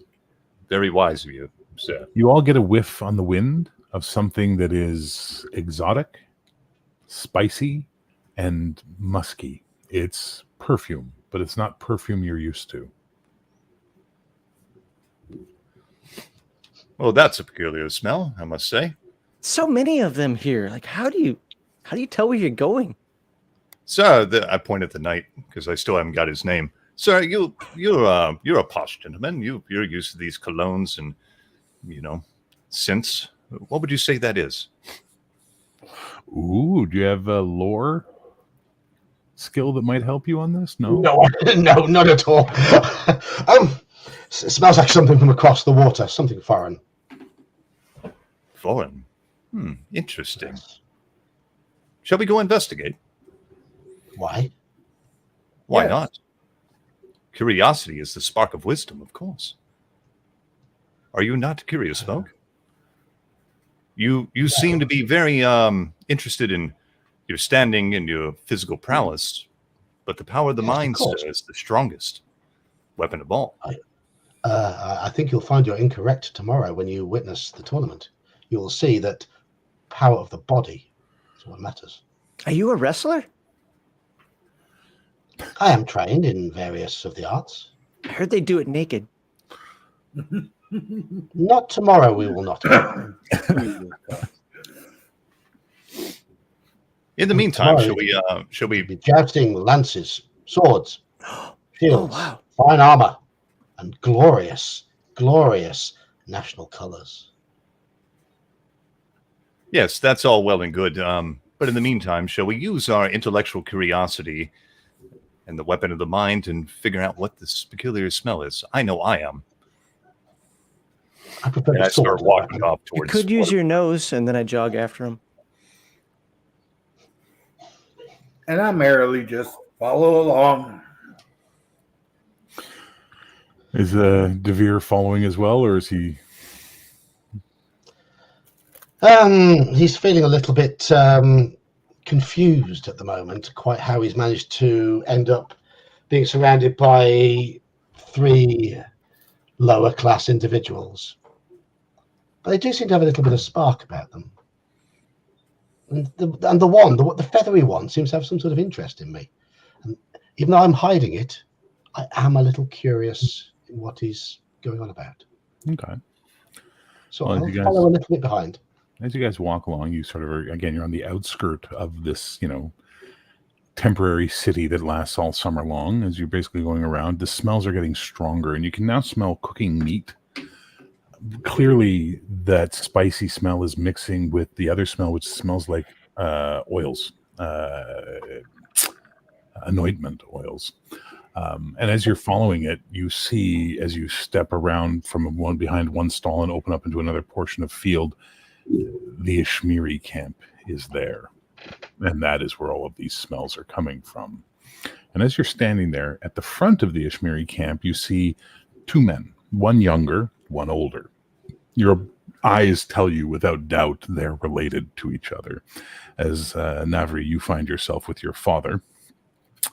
And he is, again, giving you some, what he does. And he's like, "My son, I don't wish to give you trouble, but please, while we are here, keep your blasphemies under wraps. I could not stand it if you were to embarrass us. There is a cleric amongst us, and he will make problems for our family. Do you understand me, son?" You're muted. Straight. Couldn't hear you, boss. Oh, hear me. Yeah, try again. You have my word, Father. I will not go astray. This is a big opportunity for us, for our family. We can earn privilege with the Sultan. We can do well. You are a strong fighter and a strong rider. Perhaps you will win something in our honor, and the Ishmir will feel better. But if you begin talking this Reformation nonsense again, we are Zahirik. We follow the teachings of the Prophet. Do not embarrass me. I've said my piece. And he gives you sort of grabs your shoulders and kisses you on each cheek and then walks off into the camp. You guys saw all of this happen in front of you. You didn't understand the language it was happening in, unless any of you speak Beshik. No. But it seemed intense. And looking at this young fellow, you got that scratch happening in your brain again, Lorrilan. It's like, crap, I'm supposed to be seeing this for a reason.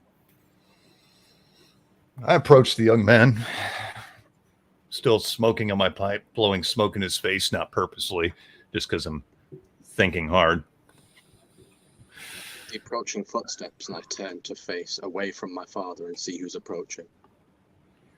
Well, you see the aforementioned quartet of chaos heading towards you. Good morning to you, sir. Good day, sir. Who might you be? Oh, I am Lorrilan Lockwald, and these are my, soon-to-be friends. I think me and Philip are friends. And young Aethain here, well, he doesn't know what's good for him. And the sir here, who still hasn't given me his name, well, he's a little too posh for all of us. So, Yeah. They feel like that. Ouch. When I move. what, seems you, that must have been your father there. Yes, that was indeed my father. Yes. I can tell by the sorry look on your face that the conversation did not go well. You know how parents can be sometimes, trying to push their agendas on us. I do not You should always actually. respect your parents. I mean, I do respect my father, but it doesn't mean Sorry to interject. You look to be of a somewhat noble standing, young man. I'm indeed, sir. As you look to be also. Of course. I must take He's a control of the lord. conversation. Oh, you're Speak a when lord, you're spoken are you, to, young man. Don't you know who you're with? No, I didn't get your name, sire, sir. Sir Gerard DeVere of the highly esteemed DeVere family of Palabria. Oh, esteemed. Something Absolutely. new information for us all. Dyers and textile manufacturers to the Queen. Hmm. Oh, you're from the DeVere family. Is that how you got I'm your from the noble Guitar standing? family. I'm also of nobility. Absolutely. Very well. I am pleased to meet finally to converse with someone of a similar standing to myself. Oh, I know the feeling. Can't be dealing with peasants, can we? No. I know. It's all this touchy between them as well. They don't seem to understand. There's no courtesy. There's no Touchy? What touchy? yes, they're very. They're the one See, keeps touching people. What the sir doesn't realize is I place my hand on his back and kind of like rub his back a little bit. What the good sir doesn't realize is that we are all on the same step Excuse me?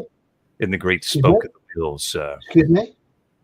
Pardon? What do you know what you just did? Did you just say they're in the same stead? We are. We are all in the same standing in the great Well, wheel I of beg fate. to differ. I can tell just by looking at you, you're not in the same stead. Oh, but you're not looking hard enough, young man. Seems soon like you me and Sir Gerard are more akin. You would think so at first glance, but it is not so in the deeper meaning of things. He keeps talking about this sort of strange. Is he one of these, the power of the mind people? Yes. Oh dear. Yes. I did explain to him that, of course, breeding and physical prowess are what matter. Does he know what the tournament involves? Clearly not. I do not quite care what the tournament involves. I came here seeking all of you fellows. And you, young man. You're going to be an important part in all this. Me as well? Yes, I have seen it. Part would I have to play? Do not know yet, but soon enough I will. Soon enough. Well, nice to meet you all the same. Yes, and we will meet again. You're welcome to accompany us, of course. We're just taking a tour around the grounds here. Only if his father should permit it. Oh, he's fine. Don't worry about your father. Oh no, I do worry. You're destined, after all. There's a noise. There's a noise coming across the crowd. It sounds like it's growing. It's very much mob-like. It sounds like people being upset. You hear like, and you can hear like the sounds of like construction going on, but more yelling and what have you. And it's definitely coming from beyond the camps towards the Three Sisters Monument, the standing stone. So giant in the sky, you can see it from any part of the battlefield. But there's definitely a commotion going on over there. Well, if you excuse me, gentlemen, and I start hurriedly walking towards the standing stones. I'm gonna jog that way. I'm following the feathery dude because this is interesting.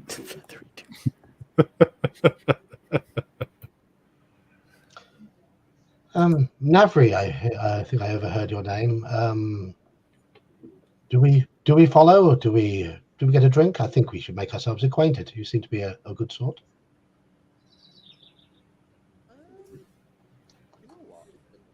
Iman, you've gone very Discussion quiet. with my father. It's kind of got me down a little bit. So do you know what? I could do it with a little bit of a pick me up. Let's go get a drink. Very well, and then maybe just sort of observe. I mean, that the touching one, Lorrilan, I think he said his name is. He confuses me, but there's something I feel that is right in what he's saying. But Right about what in specific? I don't know. Observe him. I don't fully trust him yet. But you He definitely is, of get a course, feeling of something from him. of some sort. He seems to be. He is of course a peasant, is of lower stock, so we have to be careful. But Have you got How's your this coin thing purse about- tucked away? I do, of course. Then there's not to worry about. He has this strange attitude, and I worry that he has. No. I must not. I must not cast those stones yet. I fear it could get him in trouble. Shall we? Sure. So you two are following them or going your own way for a drink? We're going to get a drink and then veer over towards where they are and just observe. Okay, so long before you get there, well, you guys go off to get a drink. You'll have to deal with that and then come back. And before you three get over there, Gerhard, the crosses are being assembled and put up. You're sitting in your cage. The beast folk has just been staring at you like death, like just you do not doubt he would try and rip your throat out were he free right now. And as you're staring at him, you hear a voice go, "Bocht! Yeah. Your time has come. Your blasphemies and sacrilege, you will pay the price." As you look over, this is Herr Gerbrecht. Herr Gerbrecht is the leader of this entourage of Ostrati. He is the most ravenously pious and puritanical of you all, and he loves to crucify people. He believes all humans are guilty of sin and can only be purged by living a good life, and then if they fuck up, nail them to a cross. And while we won't go into what your sins are, he's gleefully happy in his own repressed way to clearly be getting his upper hand on you. Repent, Bocht. It's your only chance. Otherwise, when you face the true power, you will be cast into the abyss. 9. I am right. You are wrong. You see his fist clenches the mail of his, gauntlet. Just like starts rubbing against it, and he's like, "I will not waste any more words on you, sinner. You will be the first we nail to the wood." As a rock bounces off of his armor, clank, and he sort of looks around, and you see there's an entire crowd of people that have formed, and they're shouting and they're picking up something. And they're beating things and making noise as basically looks like the Astrati have attracted a crowd. But of course, the brethren are the brethren, and they've made a wall of steel. A dozen fully plate armored Astrati Templars with their two-handed, Zweihander swords, and they're just like, they're Zweihander, sorry, and they're just standing there making a wall and keeping everybody at bay. You're a smart man. This is a spark that could cause a very large problem for you. But he's now focusing on that and not on you, as he just sort of walks towards, his men to do what he does. You see, as you're sort of watching him, movement out of the corner of your eye, and you look down, and there's this kid, swarthy skin, wearing very colorful, sort of embroidered clothing. You've never seen a child like this before. You don't know what he is, and he just sort of smiles at you and sort of takes the padlock and reaches in and takes a silver stick looking metal thing out of his pocket and just starts monkeying away at the little stick, just doing his thing with the lock, and just sort of smiling at you and going back and not saying anything. Do you say anything? Do you do anything? No. Just watch him. Okay. And as he's doing that, you three arrive and see this crowd of crazy that has begun. You can see the wagons with all the prisoners and the smells coming off of them. For you, Aethain, you see that beast folk. It is rare to see a beast folk in civilized places. And I mean, in Caleth, the beast folk rarely raid into Caleth because of the efficiency of the farmer militias that are really good at protecting their lands and driving the beast folk out. So it's sort of like a rare experience to see one this close, even if you are, 100 yards away from it. Tug on Philip. Hey, you see that? You awake, Philip? Hungar, you there, buddy? Apparently not. With you, Lorrilan, as you're watching all of this, you see that. I'm here. My computer wigged out on me. Oh, okay. Is everything okay now? Yeah, I hope so. All right. So Aethain was tugging on you, saying, "Do you see that?" Yeah. This is no good. What? Why you say that? He is scary. Yeah, they're going to nail these people to crosses. Even the monster? Even the monster. Why would they do that? What? I heard about this. My dad told me about this. Why would they do that? They're just not good people. Oh, that's why they go on crosses? The people who do the nailing say that they're not good people, and the people who get nailed just get nailed. That seems backwards. Yeah. There's a lot of people here. Why doesn't somebody do something about that?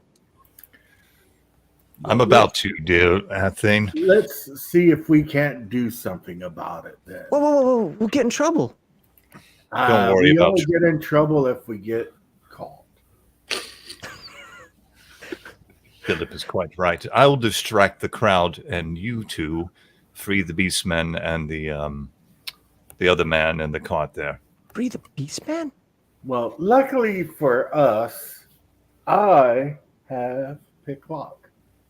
Well, luckily for you, Gerhard, the kid you see goes click, and the lock pops open on you. Like you're still chained inside, but the cage is now unlocked. And he just sort of looks at you, smiles, and goes, "See you at midnight." And he ducks underneath the cage, and vanishes into the crowd.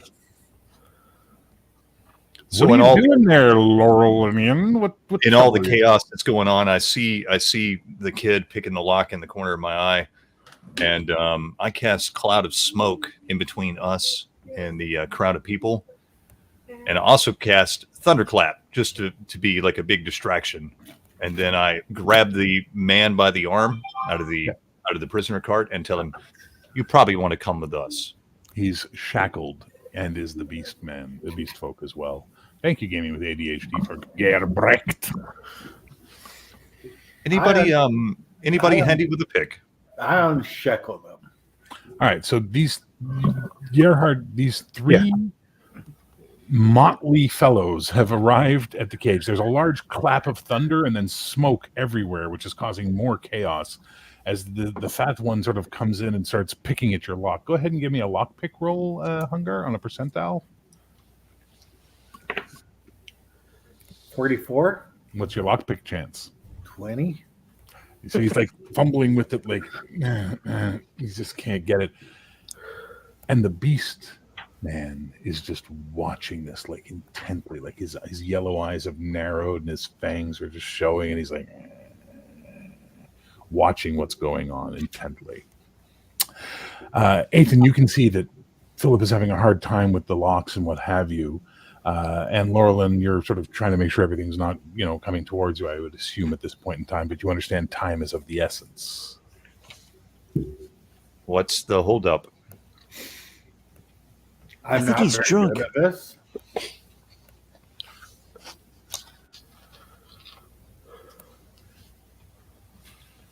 You want to try again with a -10? Yeah. No, start with a +10 on the dice. So a 0-6 will work. All right, so it's a 16, which is still good as you pop the locks on the shackles and free Bocht. What are you doing, Bocht? Gonna try and get away as quickly and quietly as I can. So as you start climbing out, the beast guy's just like, and he's like pulling on the chains and making noise, like he's clearly annoyed right now. Should we free the beast man too? Yes, free the beast man. I grab Bocht. I'm like, don't run away. We're here to help you. Okay. So you get close to the beast man, and he's just like, and like he lets you go to his wrist, but you kind of get the feeling it's like he cut your throat, let you pick the lock. Anyways, good for him. Meanwhile, Aethain, as you're looking at all this, you can see that there's bolts holding these chains into the wood. You're pretty sure you could pop those bolts easily, like lickety split. And you got the right tool for it in your kit. You got a little crowbar you use for various stuff around and a little piece of metal like that, but you use it, you can pop those bolts out. You're pretty sure. Okay. Well, would it be easier for me to do it from flopping on top of it? Can I get on top of it? You could, yeah. Okay. If it'd be easier that way, just so I can jimmy it up, then yes, then I'll jump on top and or climb and roll on top and start popping. Just give me a PS check. Roll under your PS on a D20. Okay. I got a 10. Physical strength is 16. So you're like, and as you pop it up and look, you can see this through the smoke. You can see some guys in metal coming towards you. They're not quite there yet, but they are coming closer. I'll pop another one until I get these things free. Give me another check, please. Oh, jeez. Not that one. 6. 6. So you're like, as you pop the last one up, and basically with you, Philip, as you're trying to pick the lock, give me your roll, please. 19. All right, so you managed to sort of pop one of them open as you see the chains go slack, and he grabs you by the throat with his taloned hand, leans his face into you and bares his fangs, and just goes, "Thank you," and then pushes by you and jumps out of the cage. Can I roll off the backside? Give me an athletics. How do you want me to roll that? Shit, that's right. It doesn't have a percentile. Under your PP. I win. No, you get a 20. I've got 21. You'll fail on a natural 20. Got 9. So you roll and hit the dirt as you now can hear the Astradi guys coming closer. You can hear the clanking of their plate mail, their plate armor. I think now is the time we should leave, sir. This guy is going to run, Lorrilan. Like I let him run. I let him do whatever he wants. Okay, fair enough. All right, so now is the time to leave. All right, I'm going to need all of you to give me a prowl to see if you can get away. Does that I do include not myself have and Navri, prowl. or are we still away? You're not there yet, buddy. Okay. I don't have You prowl. You did hear the clap of thunder, and you did hear you do see the smoke, and there's like a lot of chaos going on. Everybody has a base chance with prowl, which we'll say is going to be roll under your PP on a D20, boss.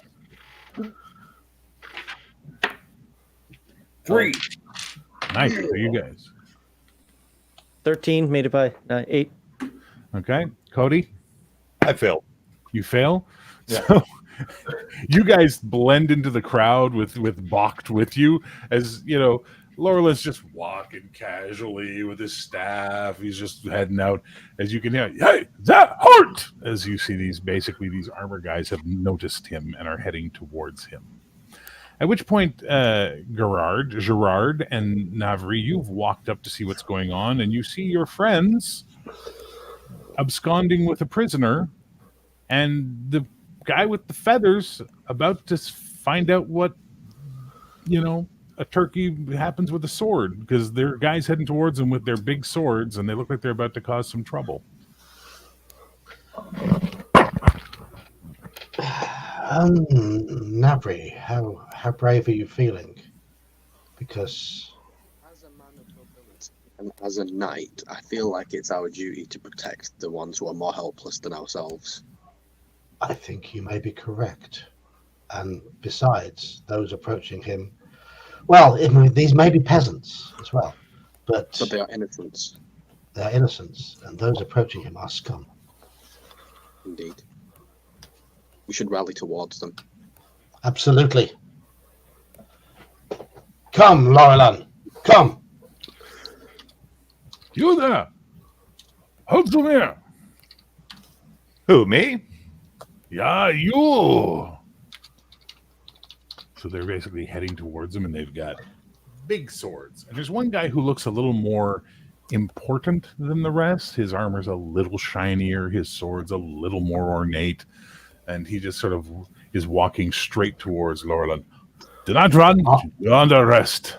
I will walk between him and Lorrilan and say, you will let this man walk free. Who are you that will give me orders? I'm Sir Gerard DeVere of Calabria. Who are we? You are heathens and sinners, and I only take orders from God Almighty. Do you wish to die here? Then you will die. I think not. I think not, because you will not. I think you do not understand. I have standing here. I do not care for your religion. I do not care for your heresy. This man is coming with us. Should you have an issue with that, we will deal with it on the tournament field tomorrow. 9, we will deal with it now. And he basically, shing, brings the sword up, and all of his men bring their swords up. What are you doing?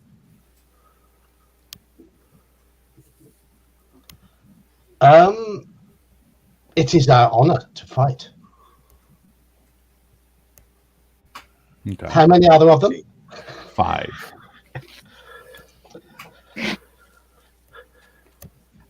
Cody's looking up something like a madman. I'm really scared of what Cody's going to be doing. Well, I'm looking for the spell, and it's not in the fucking book. So I'll be right back. So for those who know the Palladium system, which I don't, how much shit are we in? A little bit. All of it. Are you drawing your weapons? At the moment, Absolutely. I'm standing with my hand ready to draw my sword. Okay, they've already drawn on you. And then DeVere draws. Are you drawing or not, Navri? If he draws, then I draw. Okay, so you all Are draw your swords.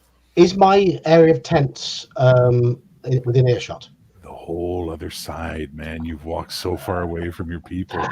But here's the thing. When someone makes a large clap of thunder magically appear over places, it draws attention and cloud, and you hear a whistle cut, like a cut through the crowd, as about a half dozen Devonic knights come into the area. And one was, what was all this then? Aye, aye, aye, aye, aye, aye, aye. Put them weapons down right now. Now, everyone, weapons down. I sheathe my sword.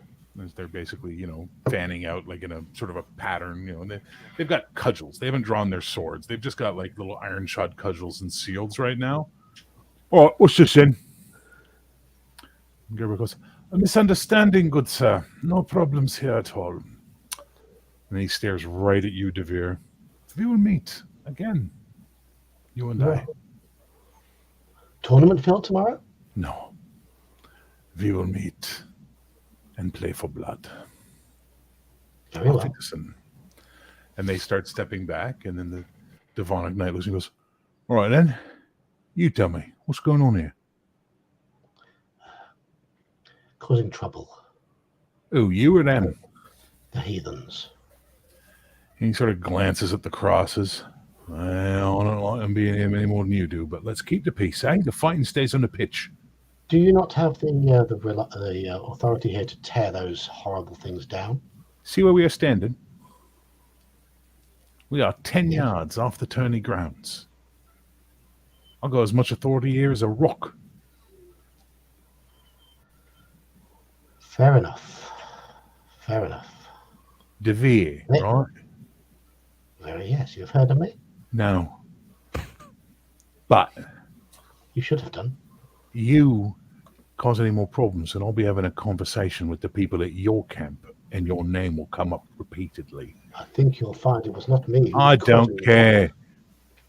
Piss off, Palabrian. Get to feet. Walk. Any more trouble? I'll put you in the paddocks. And he walks off with his men. So DeVere, I put my hand on his shoulder. Excuse me? I think it's better if we just make and break. I appreciate the assistance. Can you stop doing that, please? Oh, of course, of course. You can attract my attention with your voice, but not with your touch. Absolutely. I have to give you permission for that.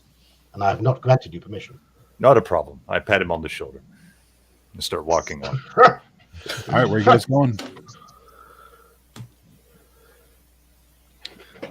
I turned to Bach, or I don't know he's Bach, but I turned to his character. So, what was that all about? Heresy. Heresy. Oh, yes. One of the many fallacies of the world. What heresy did you commit? I was right, they were wrong, and I told them so.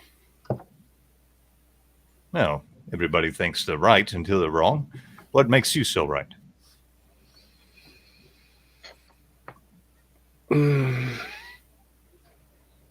There's just something going on that I don't like. They ain't only following what they're supposed to. Only two things make somebody right in this world. Breeding and might. So Sir DeVere keeps telling us. Yet here we are. I have to ask, Gerard, did you get your double standing by your fine production of clothing? My father's business was given the royal charter. Oh, so you're like one of those Johnny-come-lately nobles? I think you'll find that in my heritage there is plenty of fine blood. Just like your fine red dye, you peacock. I think that stomach of yours would look wonderful in some of our robes. I can provide you with one if you wish. You have to say It would not be slimming enough for you, though. I like a more muted color, but thank you, my good man. Where are you going, guys? You're still in the middle of bad place. Yeah, I'm walking off. I'm already walking. Where are you walking to? The opposite direction. Okay. So if we look at a cardinal point, right? You can either continue the whole camp lies before you now, right? Like you're on the outside of it, right? So are you going towards the center of the camp, towards the far side of the camp, towards, give me some direction other than off, please. Whatever the opposite direction of this commotion is, I'm going So that way. straight through. All right, so you're heading straight through the middle. Not a problem. So as you guys are walking through, you suddenly find yourselves being surrounded by a lot of those people that were very upset. And this rough and tumble looking guy comes and goes, "Oi, you in charge of this lot?" Excuse me? Are you talking to me? Yeah. Are you in charge of this little grouping? Oh, no, I'm not in charge of anyone. I think he is. And I point at DeVere's. Oh, my apologies, sir. My name's Robert. And, He's a lord. My lord, I would like to buy you all a drink and perhaps give that man some clothes. Oh, that would be fine. What would you say, gentlemen? I think everyone should be finely dressed. I like a Drink drink. is good. Well, if you'd be so good as to accompany me to where we are, we'll... Who might you be, and who might you be? my name's Robert, and I I'm heard that, but you're a merchant, are you? Yeah, I deal in general wares, various things. Yeah. You And need you nails, I think- got nails. You need cloth, I got cloth. You need ale, I got ale. And where do you purchase your cloth from?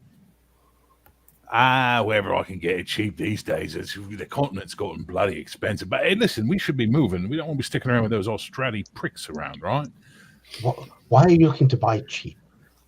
You know, we can have this conversation away from this commotion. I suggest we follow dear Robert's wisdom and move along. Thank Lead you for away, your hospitality, Robert. Robert. I'd be glad So to take you up on the offer. Well, he leads you guys over to basically, which is like the merchants' camp area, where like the smaller merchants who don't have like, a lot of money, they just put their wagons here, and it's almost like a little side hustle. You know what I mean? And he takes you over to a wagon, and there's a slightly rotund, rosy-cheeked woman there, and she's like, "Well, but what's going on with all these people then?" "Don't worry about that, love. Get us around the ales and find a shirt for this man, eh? He needs to be covered up. Come on." So they go and they put out little fucking casks for you to sit on, and they bring you around some tankards of ale, and I was right proper, eh? You stand up to those pricks. I like that. I did. It was quite nice.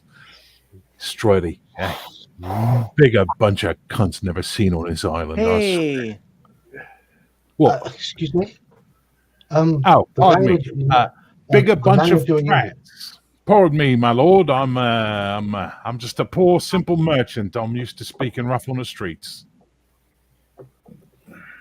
Where are you So, from? from lots of different places, love. Did you just call me love? Pardon me again, governor. Sir, Oh, sir. No, you don't have to call me sir. I'm not knighted or anything. No. You just call me Robert. you call me sir or my lord. Oh, right, my lord. Absolutely, sir, my lord. Now, and make sure you keep that up. Oh, absolutely. I would point out you're a long way from where it is you shit, and your shit will That's not right wash over in. there. Yeah, far side where all the rich is. Well, we're not rich over here. We're common. We're poor. We're like this one. And he points at Lorrilan. We're like this one. He points at Aethain. And we're like this one. And he jerks his thumb towards Philip. But we don't like pricks like them. They have no business here. And tonight we're going to go burn their crucifixes down. Aye? That's what we're going to do. We're going to make sure they don't crucify anyone tomorrow. That's our job. Can they build them again? We'll burn them again. There's only a certain amount of wood here before they got to go up to the trees and try and cut some of them down, and the Franny ain't going to have that, I can assure you. Or maybe they'll run afoul of that beast man's people, and then they'll be in real trouble. My point is, I like what you did. You're good fellas. I want to buy you a drink. Now, if you're going to be a prat, posh cunt all night, my lord, you can fuck right off back to where you came from, and these gentlemen can stay and have a meal with me and my family. Well, I, for one, appreciate your hospitality, Robert. Well, that's very kind of you. You are I know, even though- breeding. I I know look even at Kirby and I say, have you understood even half of the things that this Robert guy has said? I mean, yeah. Okay. What about you, my Dark Lord? Are you stuck up, or are you a good bloke? So he's a good bloke, but that's not for me to decide.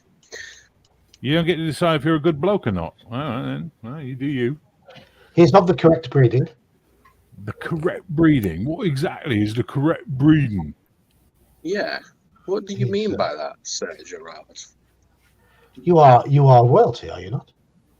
I am. That is what I mean. Wait, did you say I'm not of the correct breeding, or that I am? I said you are of the correct breeding. Oh, I am. Oh, sorry, I misheard Yes. you, sir. Yes, I agree. Do you two dance? Do you don't give each other, little pleasures in the woods or something? You seem quite fond of each other. Anyway, my lads. Well, we're both men of nobility. We stick together, don't we? There's no nobility here, love. This is just a bunch of prats sitting around. Wait till you see the tournament tomorrow. I'll have you know, I have been trained to dance at a proper dancing school. Do this. Really? I Would you also demonstrate? to be able I think I would like I to didn't learn see at the Sir same Gerard school. dance. How about the rest of you? You will I would require lay down something for that if I had. you will require a skilled orchestra and, of course, a lady of breeding. Well, I don't think we have a skilled orchestra here, but I bet you Mr. Robert here and his dear wife know a tune or two, don't you? Well, All you need she's is a not a lady campfire of and some breeding, but she's a bongos. lady who's bred. What was that then? Sorry, there we go. What was that? A campfire and some bongos. You can dance to that. We got pots and pans and sticks to beat them with if we need to. Yeah, there you go. There you go. What say you there, Lord High Mighty? Will you And I'm dance sure for us? Mr. Robert's lovely wife here will be a fine dancing partner for you, Sir Gerard. Oh, there she is, but you get frisky with your hands. You and me are going to have a problem, mate. Oh, he's of no, but I assure you that won't be a problem. I'm afraid she is of peasant stock, so she may not touch me. Oh, well, then you can just dance with young Navri here. I'm afraid he is male, so he may not touch me. There seems to be a lot of rules to this dancing. Of course there are. From what I Decorum and understand, etiquette. dancing, and Robert could correct me, but dancing is supposed to be fun and frivolous, is it not, Robert? No, not always. Dancing is how you meet the girls. Correct. Dancing Well, we is a could matter find of some other courtship, girls. Sir Gerard. Pardon? What was that, Navri? Tell you what, how about this? I have a plan. I have a proposition for you, my lords. How about for the next couple of hours, we forget our titles, we forget our nobilities, we forget our patents. We drink as men who are united in a common cause against a bunch of prats from the continent who think they can come here and tell us how to behave on our island. I will drink to that, Robert. Me too. What say you, Sir Gerard? Despite the coarseness of your blood and your speech, yes, I will join you in drinking to that because your sentiment is correct. Excellent. All right, boys, get the booze, get the women, get the fire, and get the music. Let's have ourselves a little bit of a party. And you find yourselves suddenly in a down-home jamboree and all these wagons, and there's accordions and pipes and mandolins and booze and dancing girls, and it's just a couple hours of a good old party as the sun starts to go down. Oh, it's summer. No, the sun's not going down for a while, so it's just a party that goes on all afternoon. And eventually, I'm going to need all of you to let me know how your drinking is going because the booze is flowing well. I'm drinking moderately. I'm not really drinking at all. I'm just kind of sipping. Same here because I was told it was bad. I've only had one flagon of beer, ale. Okay. I'm DeVere? probably partaking in heavy consumption of ale. So that causes me some conundrum because I'm watching these two as kind of my guide. One isn't drinking at all, basically. And the other one's over drinking, and I'm trying to be cool like them. Well, the worst part is there's a There's a plump young thing that's taken quite your eye, or you've taken her eye, Aethain. So she's plying you with booze as she sits in your lap and laughs at drinking. anything you say. And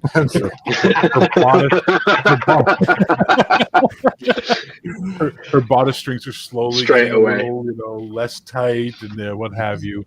I have the biggest smile on my face you've ever seen. I'm trying to be as innocent and nice as possible, failing probably because I'm drinking. But the main reason he is here is for the bitches. At one point, they break out violins and what have you, and they start doing a very classic Palladium waltz. And, I break out my flute and I play along with them. Okay. And basically, you see DeVere with a smile on that harsh, ugly face. Nice. And there's enough ladies around that you could show them what dancing is if you'd like. I certainly would like to, but I would. I need to look at what they're wearing first, because clothes are a sign of breeding. Well, as you're looking around, you see standing next to the merchant a tall, somewhat statuesque, Aethasian woman whose acquaintance you made earlier in the day. And she's just smiling as she's sipping wine, and she just sort of looks at you and sort of just laughs a little bit and goes back to talking to Robert. Now you know where she gets his cloth. My lady, would you care to have this dance? Giselle. Giselle. I do apologize. Giselle. Do you care to have this dance? I've had enough wine. Why not? Why don't we have this dance and see what we can do? Very well. She puts Let's out her do hand for you. I take it respectfully. Give us a dance roll, Chief. Give us a dance roll. Here we go. Oh, the dice love me. What'd you get? 0-5. Ooh. So as he does this dance, you notice the other people watching sort of start. I believe you, man. I don't. People who need to lie. Show chat. Show chat. Look at that. Well done. As you start dancing, other people that are watching that have sort of coupled off are all sort of like starting to come because you're doing such a good job that they all start trying to sort of follow along with the dance that you're doing. And even the one that's with you, Aethain, she's like, "Come, let's dance," and she sort of pulls your arm to try and get you to dance. And before too long, you've got about 30 or 40 people waltzing in the middle of this merchant camp. Gerhard, you've been given food, clothing, water. They take you around back to where there's a bucket with some cloth and soap so you can clean yourself off and what have you and get yourself in order. Yeah. As you're sort of staring at all of this, and as you're watching, you see Lorrilan from the other side looking at you. Well, good to go over. Hey, Brian, where are my churros, man? I sent you out for churros, Brian. Come on, brother. Are you having a good evening, sir? Yeah. I want to thank you for earlier. Oh, don't thank me. Thank my compatriots. I was merely the diversion. It is appreciated and just curious what it was all about. Do you believe in fate, good sir?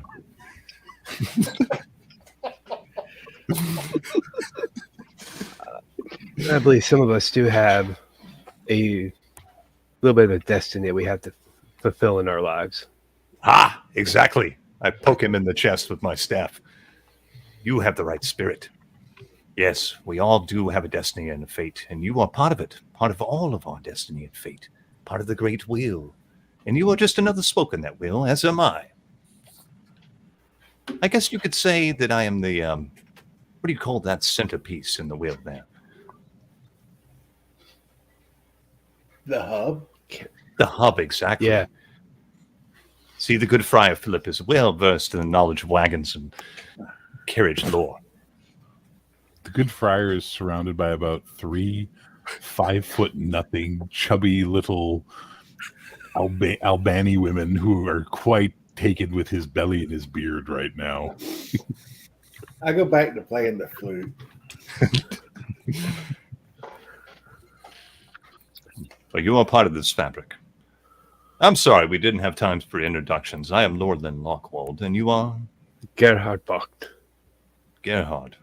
Very strong name. And you are from Albana, I suppose? Ostrad. Strahd. Interesting. Shit all over the place. So this heresy you spoke of earlier, what is all of that about? I'm sorry, I do not keep up on the It's religious quite all right. lore. I pretty much told them they were going a bit too far with things, and they didn't agree with me. Interesting. We all have different point of views, but I must commend you. You stick to your principles, sir. That is something I can respect in a man. And you do not have to voice them here. No. Don't feel that you have to. The waltz has stopped and a jig has broken out, and now it's peasant dancing at its finest form happening around you. Do you not want to join in the dancing, Bob? I'm sure Philip would lend one of his fine young ladies to you. So, Bocht, remember you were raised Estradi. There is no dancing. There is no singing. There is no color. And, mating is done to produce children once a year, and that's it. You know what I mean? Like, the Estradi are the most repressed of all people. And by the way, Navri, Ishmiri seems to be quite attractive to these young ladies of the peasant folk, as you've got more than a few of them who are like they're rubbing your skin to see if they can take the color off, and they're giggling and all that kind of touching your hair. They're being completely just entranced by this brown-skinned gentleman amongst them who seems quite well and smells much better than everybody else around here. So like it's a whole event happening. But yeah, Gerhard, dancing's not your thing. I mean, you could try, but I'm just saying your people don't dance. While they're talking and the dancing just kind of keeps moving around and so forth, I don't care which one it is. It's either Lorrilan or Gerhard because I see him talking, and I'm just gonna go drink because I will take it and down it. Had too much. All right. Be careful, young Aethain.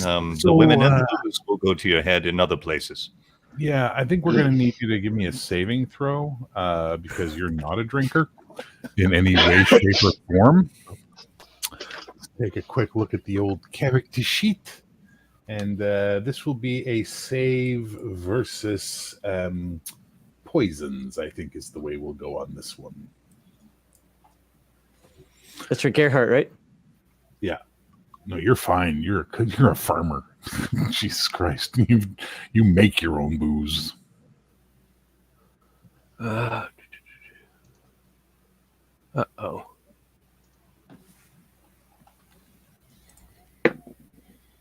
I rolled a 4. Okay. Okay, I forget. Are saving throws over or under? Over. Yeah. Oh, yeah, okay. So it hits you like a hammer. I want you to think like one of those movies where the guy takes the drink and then he just keeps going back as the camera goes with him to the ground type of thing, and it has that surreal effect to it. It's basically you go drink, and he grabs it and he goes chug, and he just fucking arses over the thing and lands flat on his back. It is like just Of course, everybody cheers. oh yeah, as they pick him up and they put him on a stool, and you're like, oh my god, like your head's spinning and what have you. The party continues. Thane, you are going to be dragged off by this chubby little lady who seems to think that you're quite the thing, and she's dragging you off behind the wagons, just so you know. Up to you if you're going, but Oh yeah. she has intent. For Philip, these women are just adoring you. DeVere, Giselle actually takes you aside and talks to you a little bit, and she says, I want to know, what are you doing with these people? I don't rightly know. Today has been a very, very unusual day. I seem to have been selected by the feathered one. Well, it would seem to me that you're in a world of trouble. No? Well, I know I cannot count on the Devonian Knights to get me out of trouble every time, and it seems your Thasians are somewhat paying for my blood, but I would hope at least they have the honor to face me down with their champion tomorrow. Astrodi have no honor. They only know their ways, their choices. What they do, it is what they do. But you, my friend, you are causing a lot of commotion and a lot of attention. And the young one, she sort of nods, towards Navri as he's sort of like, doing what he's doing. You're dragging him with you? He seems like a young man of good upbringing, but he too has been selected by the Lorrilan, the man of the feathers. It's odd. We seem to have been dragged towards this one. He keeps talking about fate. Meanwhile, I'm just batting away women, just like, get away from me. You've never seen a tall, dark, handsome man before. Oh, they're giggling and laughing. They think your protests are, nothing against their wily charms as far as they're concerned, right? So it's odd. I don't tend to spend time with peasants. Not my, she strokes your cheek and she says, "You are so hard and so concerned with all of these things, but I listen to you and I see you and I know that inside you there is a good man. Perhaps that is what you will do. Find out there's a good man inside and get past all of this. I will see you for breakfast." And she just gives you a little kiss on the cheek and she says, "Monsieur Lorrilan, you are a scholar and a wise man, and I thank you for your time and I wish you all the best of nights." Absolutely, my dear madam. And I bow to Giselle, as is the custom. She does a curtsy and then she just sort of wanders off back towards wherever it is she's going. And it's getting pretty late. The sun's been down for a while. The party's been going. You don't know where Aethain is. Navri looks like he's completely annoyed by all these women. Philip is, tooting away on his pipe, and Gerhard's lying on the ground, counting stars right now. Having his pipe too. Having his pipe tooted. And then you feel a tugging on your robes, Lorrilan. And there's that little gypsy kid. It must be that time, I say. Very well, lead the way, young sir. He sort of points to all your friends and does this with his finger. Oh, should we all come along? Very well. Well, I shall gather the party then. I start looking around first off for Aethain because I hadn't seen him in a while. Start asking around, have you seen a scrawny young fellow? Lots of laughing and pointing, giggling and tittering. And Oh, I understand. Elda's making a man out of him. Understand. I go to the tent and kind of like poke on the tent with my staff. Hey there, do not mean to bother or disturb you, young sir. You finish up your business now, and then we have a meeting to attend to. What meeting? It's an important meeting, though I don't know the importance yet. We shall sure find out. Just I'm finish what important. you're doing, get dressed, and meet me here. Oh, I finished a while ago. Oh, quite right. Well, I didn't want to dishonor you, but yes. Jesus. Well, get dressed, young sir. We do have some business to attend to.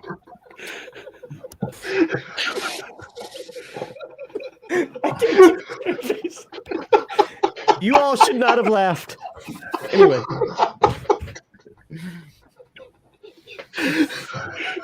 It's a shame we'll never play this game again.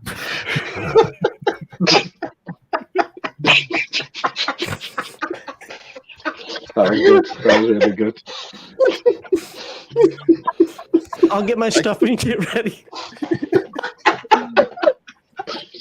I go looking for Sir Poshness.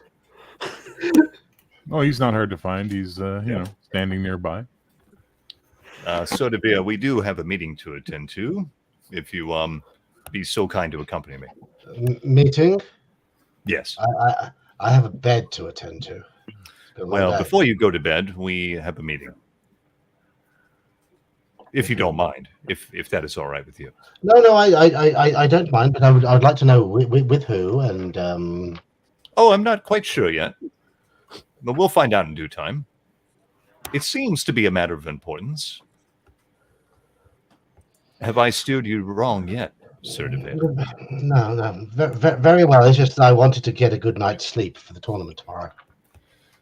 Oh, not to worry. You will get a good night's sleep. I'll make sure of that. Okay. I start gathering up the rest of them, Philip and Gerhard, Navri. Yeah. So ladies, I'm sorry. I'm being summoned. I must go. Oh, they're like, they're tying scarves to your belt and like, and giggling away as they're like pretending, no, but off you go to see Mama. So you guys cross and follow this kid as he leads you through the camp and all that sort of thing, and past stuff and behind things. He doesn't take any main roads. He always goes behind stuff. And eventually you come around to the side, the far western side of the battlegrounds, and there is the Jito village. The gypsy village. The Jito are Solani. Thousands of years ago, their homeland destroyed during the issue that destroyed the Teopolitan Empire. They're people in diaspora, and they become gypsies across all the known world. As you get to the front, there are two very large, swarthy, sharp, hawk-nosed featured men. Ebe, what you do? What do you want? Why are you here? Oh, good evening to you. We were invited here by a young child to meet this mother, I believe. You say Mama. Yes. You say that Mama, yes. Stay here. No, we'll Philip, do you do weddings?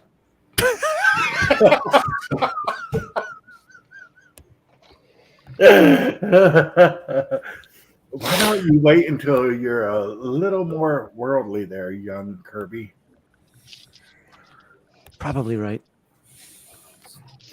Why is everyone Kid is gone, by the way. The kid is gone again. Aethain's thinking with something that's not his brain. So eventually the big guy comes back and says, okay, Mama, see you. Come with me. Let's go. Very well. Come along. So you follow them into the camp, and like their wagons are those hoop kinds, where it's more like the rounded type, and they're all covered in like colorful cloth, and there's strings of lanterns and stuff everywhere, and it's really, really, really kind of like a little ooh, but gypsy at the same time. And there's a fire over there where some men are gambling and doing whatever, and then there's some women dancing over there and all this kind of stuff. And he leads you through and past all of that to this one wagon that's a bit bigger than all the others. It's purple and red and blue cloth. It's nice cloth to hear, by the way. It's really nice cloth. I started admiring it for a moment, yeah. And he just points to the wooden door. You pick one other person, go in. Ooh, French all of a sudden. You pick one other person, go in with you. Not all. Oh, I see. Would you like to come, young sir? You seem eager. I pointed at Aethain. Are you talking to me, sir? You said sir. Oh, okay. Sir. Yeah, that'd be great.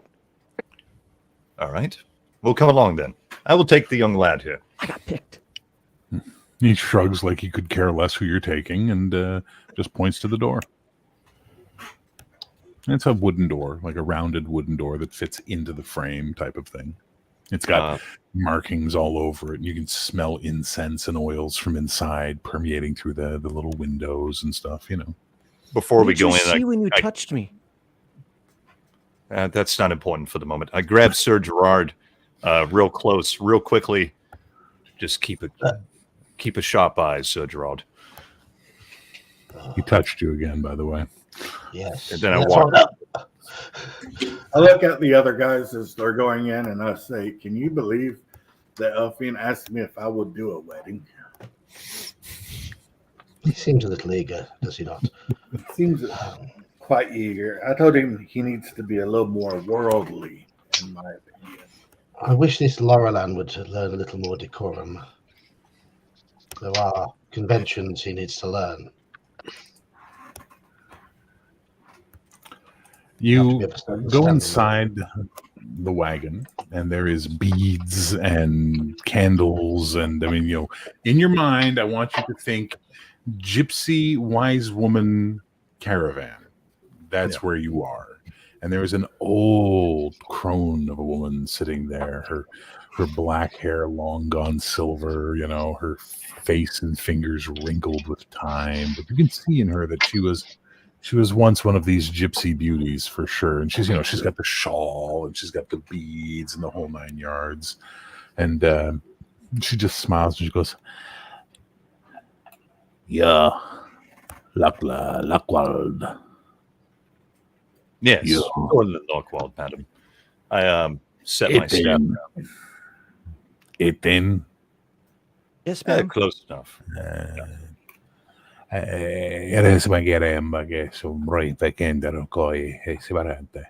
then you hear a small female voice behind you say, "Please, be seated." And you look, yes.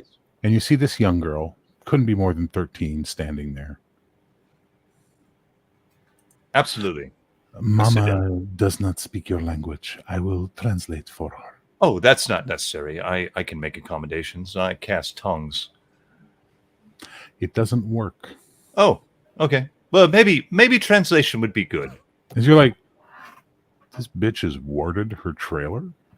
Huh. Like her wagon is warded hard. She's capable. You're like, So she starts talking. Tell the mama that I apologize for the abruptness of the magic. So she says something, and the woman goes,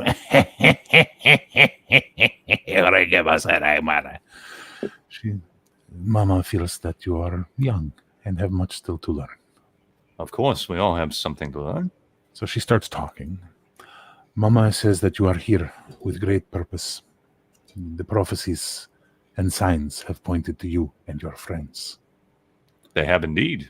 The I have wise seen it. man, the Knight Commander, the Fallen Templar, the Last Prophet, and the One Between Worlds.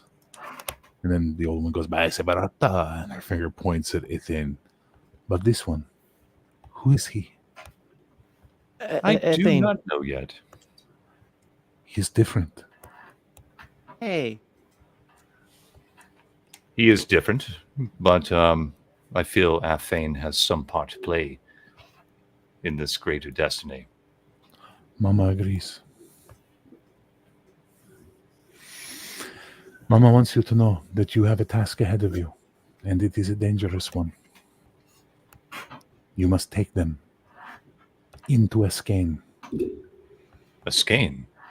Yes, Why Aethain? because there you will find the crown of the High King. And I only see. with that will you be able to find the proper High King and free this island. So it is the cycle. It is. Very well. Well, But she wants you to know there is opposition to you. there's always opposition. What kind of opposition are we talking about here? Your equal number in darkness. Well, I'm sure we will overcome this obstacle, or at least we will try. Well, I should not even say that. We will. Mama says something, and the girl goes, "Hey!" I said, "What?" And she starts getting, and she's like, and she's like, Did I say something to offend her? No. I am to go with you. Oh, well, very well. If it's destined to be so, we will be glad to have you. I am your seer of stars. I will read your fortunes as you go and guide you as the stars guide me. My name is Can you handle a journey? She sort of looks at you and gets a little bit of a wry smile on her face. I am Solani. I'm Aethain. No. My name is Esmeri, but I am of Solani people. I can handle the journey. If you will have me, wise man. Of course we will have you. Your services will be most needed in this arduous journey. And don't worry about younger Fane here. He's still learning, finding his place in the world. Though he has found part of his place tonight. There is one more that will come. And when you have that one, you will be complete. And which one is this that we are looking for? It will be revealed this night. I trust in your wisdom, Mama. She just starts laughing like a cackling old, crone. And then she says something and ne.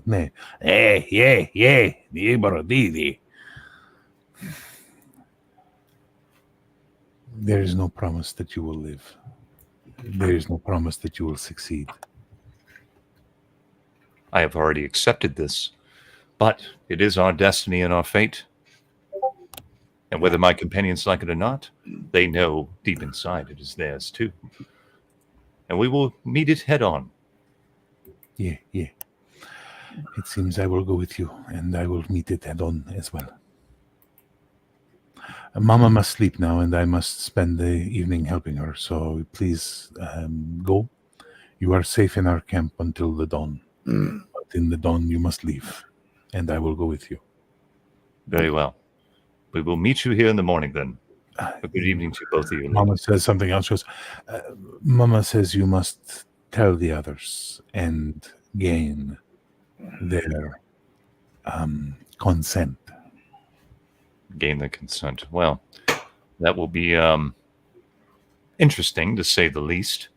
But they seem to already trust me somewhat for some reason. Very well. I'll see what I can do. I will see you in the morning.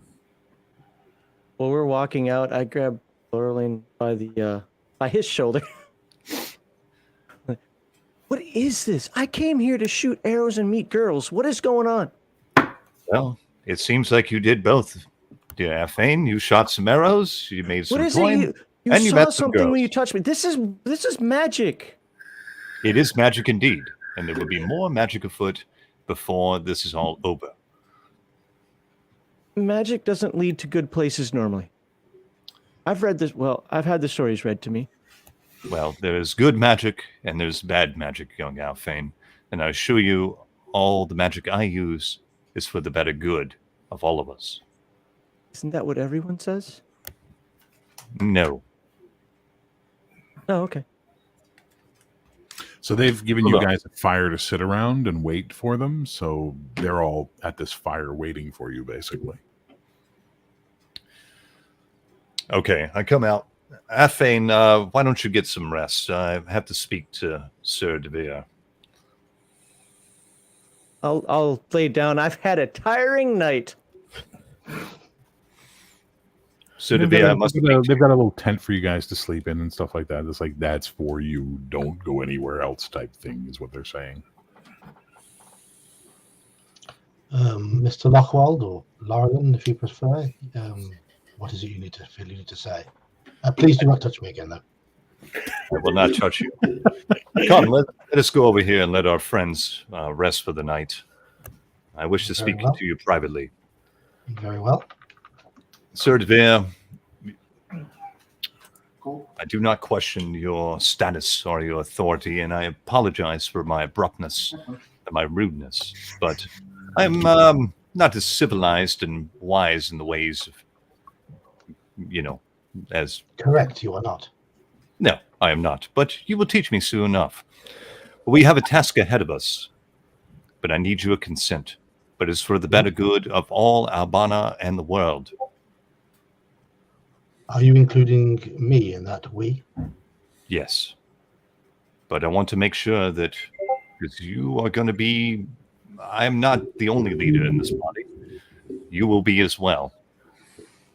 Oh. The others will look to you, Sir DeVere. Well, I would hope they already do. Yes, they do. And that's why I want us to have an understanding. And I want your consent to know that I don't want to be enigmatic with you anymore. I've seen a prophecy. I've seen what's to happen. And there's a cycle happening. I'm sure have you heard of the Pendrick cycles? Everybody in Albana has heard of the Pendrick cycles, just so we're clear. Yes, I have. I'm not sure what to make of them. Well, I will tell you this, that it is happening once again, and that we have been destined to be sure part of of that. it. You can I be am sure of almost that. absolutely certain. And you can look around and see that all the tropes are here. All the pieces on the board, Sir DeVere. But you have to be behind me 100% on this. And you have to convince the others as well. Though I don't think they require as much convincing as you do, sir. It goes somewhat against my faith and my teaching, and everything that I've learned in life up until now, to follow. I'm not asking you, as my people would call it. Not asking you to follow me, sir. I'm asking you to accompany me. Yes, you've already explained that. So, I mean, what to wear? Well, I'm not quite sure yet, but this young lady is going to lead us somewhere in the morning, and we will find more answers there. Young lady? Which young lady? This young lady that... She's still in the wagon, dude. Yeah. Well, I'm just pointing towards the wagon. I can't remember her name in out of character, so... Esmeralda. Esmeralda. The young Esmeralda, the assistant to the mother. She will accompany us, and she will be part of this. It is one thing to deal with people of peasant birth, but it is another to deal with people of Solani birth. Indeed, and you'll have to put your prejudices and your social graces behind you for the greater good of all Albana. Though that is a virtue to hold on to. I have a job to do at this tournament. I'm here for very strong reasons. Damn the tournament. I slam my staff down on the ground.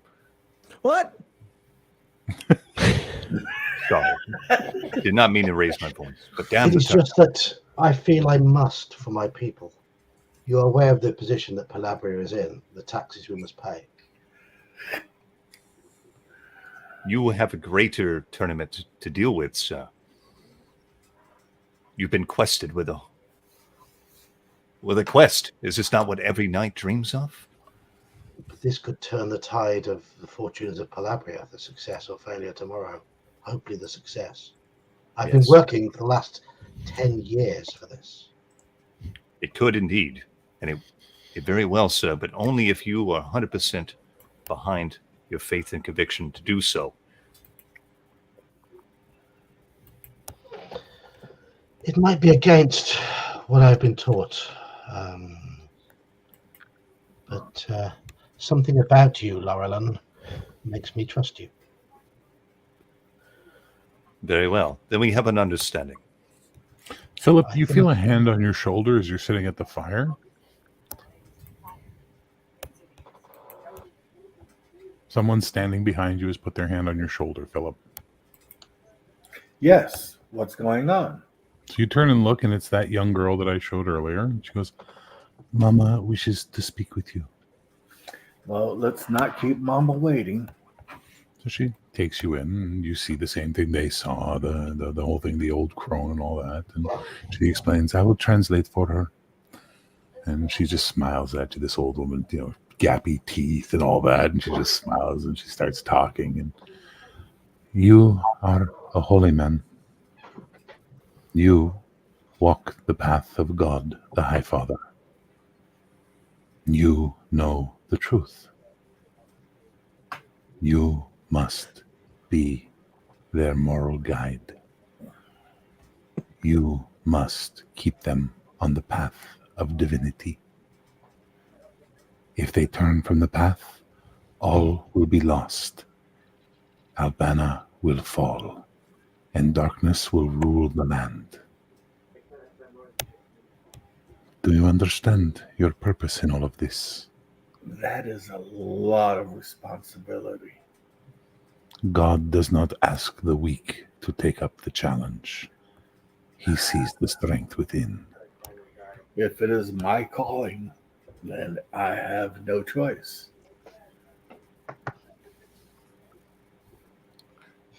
But to do what I must.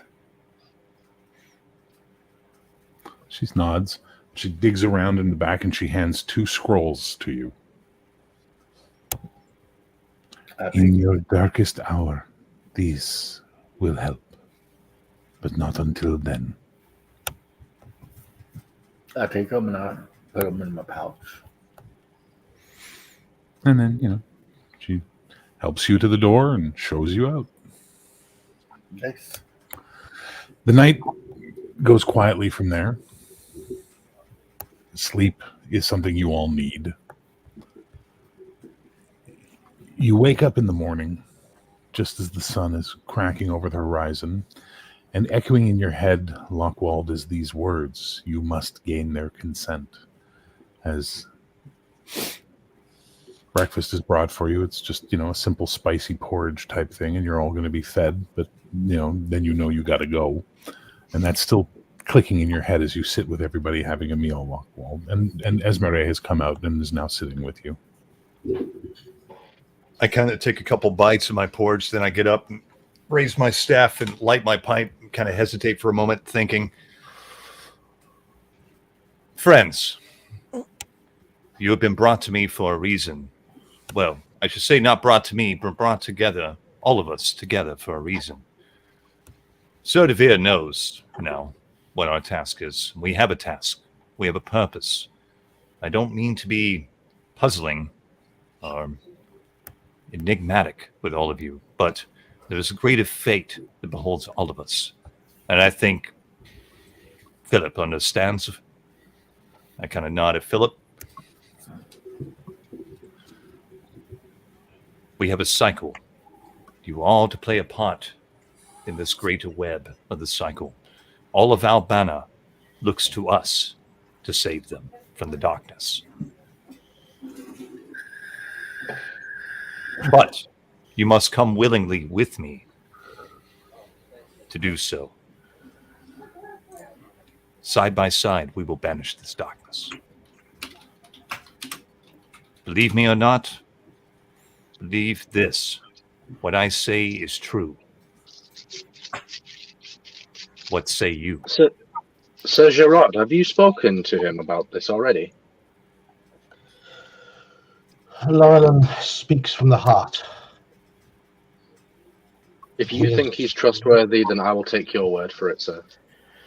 We are with him for a reason, my friend. Then you have my sword. I have mulled this over in my mind this past night, and I feel it. I feel something that this fate he talks of.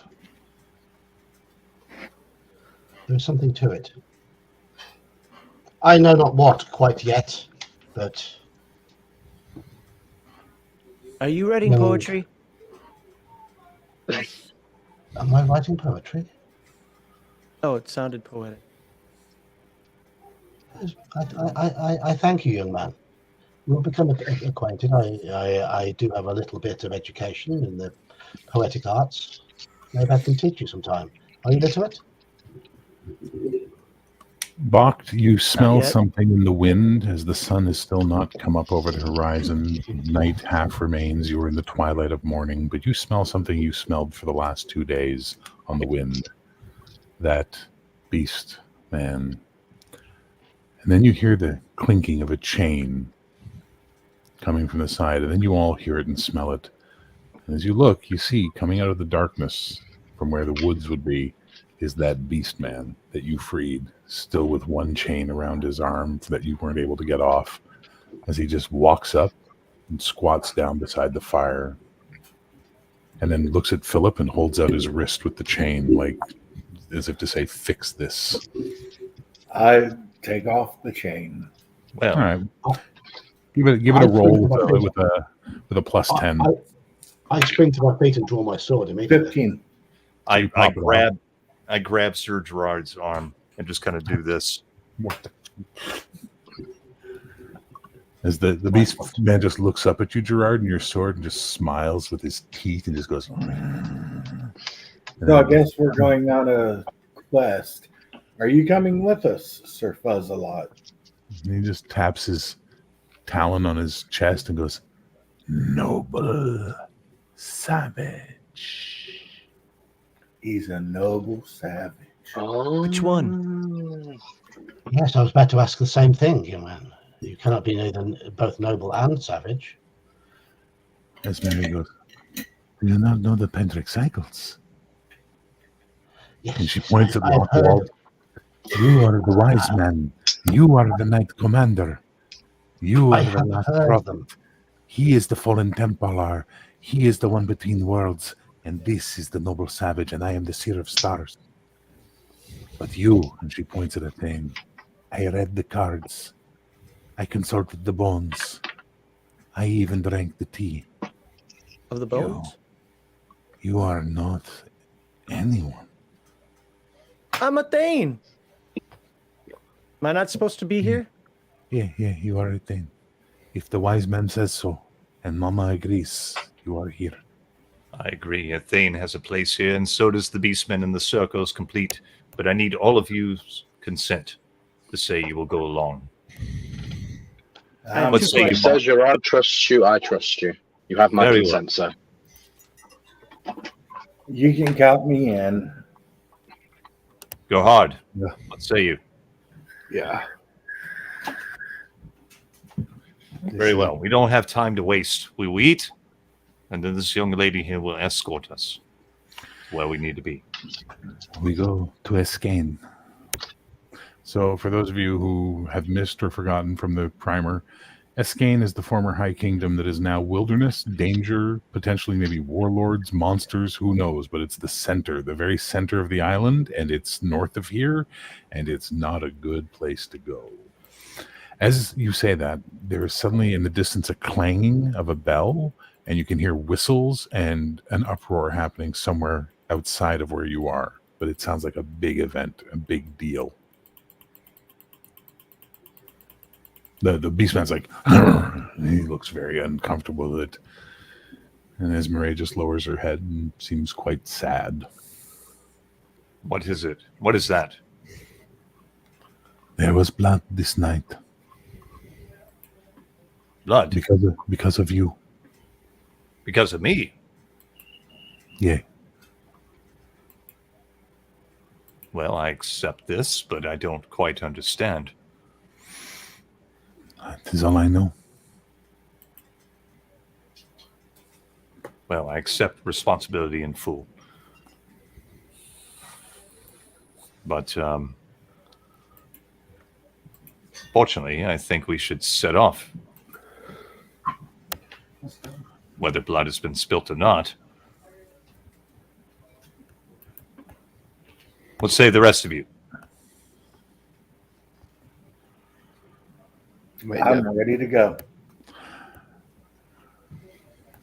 May I ask whose blood has been spilt and why? I do not know. If you wish to know, you will have to go and see. I just know that it has been spilled. And it is because of all of you. All of us. I didn't kill anybody. Well, let us go investigate then, shall we? I'm sure we Yeah. can sort this matter out in a decent, intellectual manner. I want to see what blood was spilled because of us. So you guys leave the Jito camp. Nobody got my consent. This is a place for entertainment. This is a place for tournaments. This is not a place for murder. And as you head back, you can see there's a whole crowd and there's Devonic Knights and all that.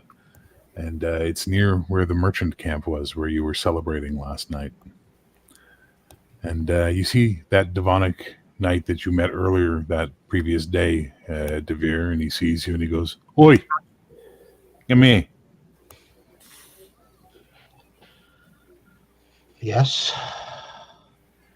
Where were you last night? Sleeping. Yeah? Show me your blade. I take my blade out. And he takes it from you, and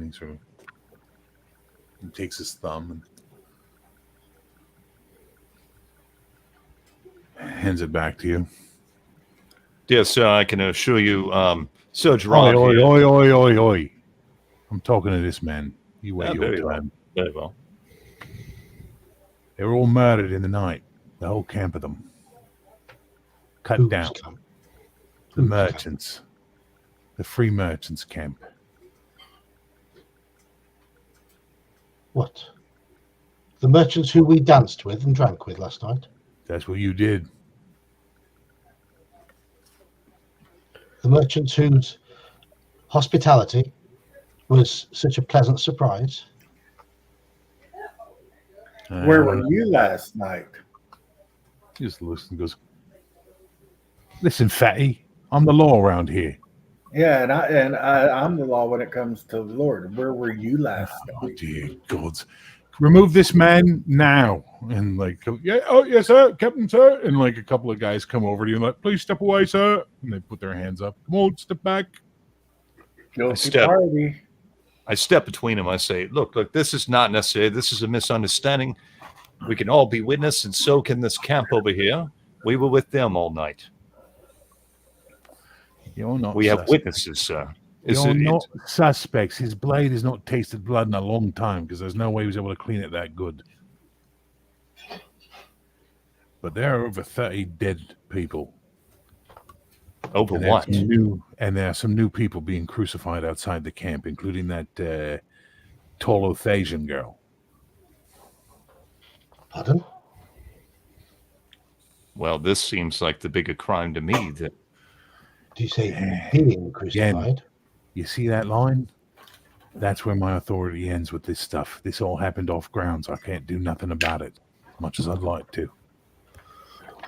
well, I think what you are implying here is that maybe you would like someone else to step in and do something about it. Oh, no, They nothing have about no that. right. All I know is that, move along. Nothing to see here. Move along. They have no right to crucify a noble woman. Move along. Nothing to see here, sir.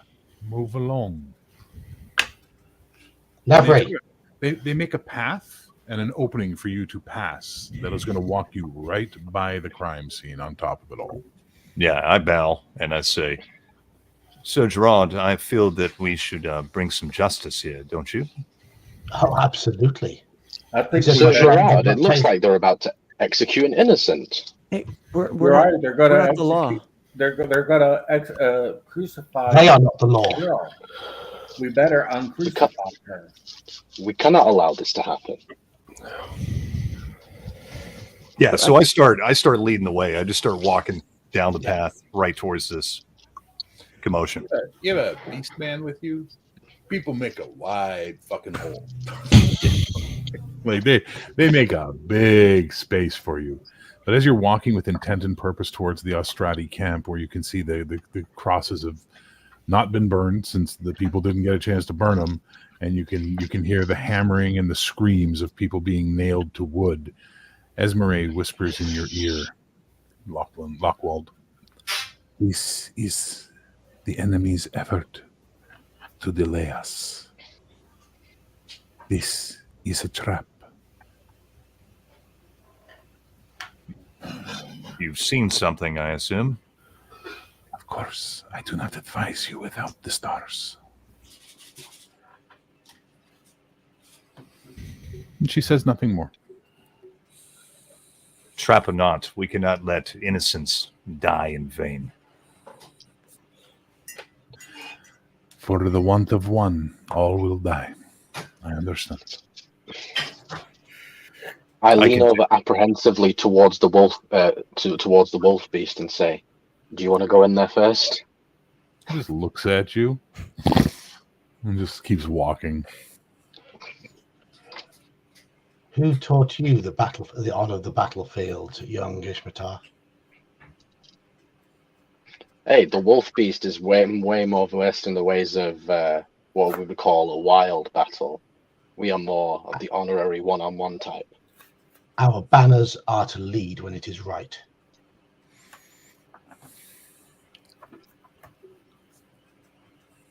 Come. You see the first crucifix get raised up. The merchant guy that Robert nailed to it, whipped, nothing but his undercloth, his body covered in whip marks. How many There's Australians are we Australian looking monks. at in this camp? Austradi monks are chanting underneath it.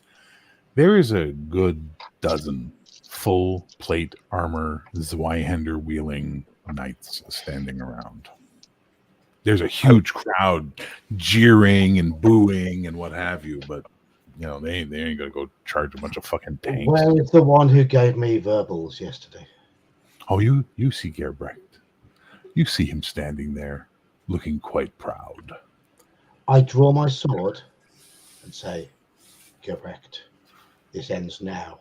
Oh, you're yelling at this point. There's like a good, dozen yards between the two of you and a wall of men in steel. Gerbrecht! Gerbrecht.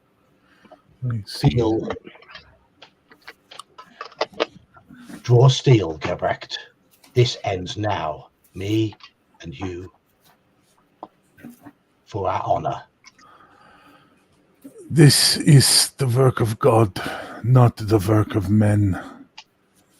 You, I will deal with another time. But if you try to cross the line, these men will cut you down. I take off my gauntlet and throw it on the floor. You have been challenged. I am no pathetic Palabrian.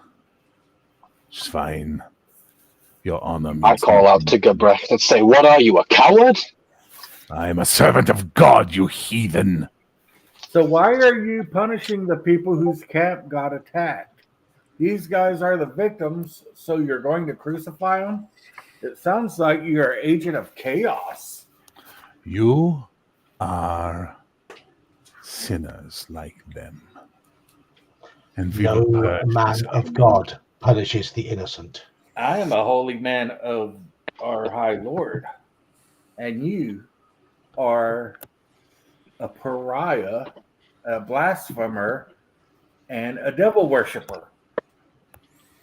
Doesn't seem to be phased, and you can tell they're not going to make the first move. They're just going to wait you out. I walk between both parties and just slam my staff down and cast Thunderclap. I'm like, enough of this. All this is pointless. Big boom. This is all pointless. Your religion, your God doesn't matter. Set these people free right now, or justice will be brought upon you, sir. Give me an intimidation roll there, buddy. All right. I'll give you a bonus of 15 for the thunderbolt clap. Okay. Nice. I passed. He just looks at you.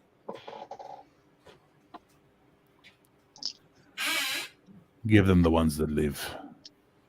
There will be more for us to crucify later.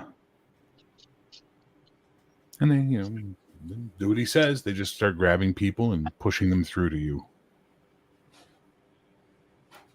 Is Giselle amongst them? Yes. I think it's... So only one crucifix was raised, right? Only one, yeah. I've been over to Sir Gerard. I think it's wise to cut our losses and leave now. I must check on Giselle first.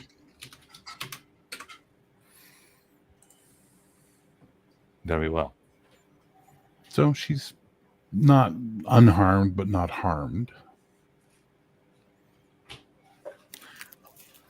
My lady, you did not deserve this treatment. These cruel fiends. Please tell me they have not hurt you too much. I have felt worse. This is nothing. You are free now. Please make yourself safe. I'm not going to be able to stay, so I'm not going to be able to fulfill my nightly role here. But I pray to God that you are protected by His grace.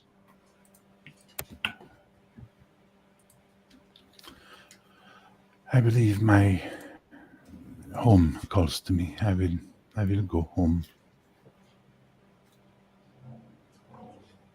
A wise choice. Go with God. I always do. And I take out, for the first time, my Catholic symbol. Hold it, grip it in my hand, and just kiss it lightly. Place it back under my tunic. Okay.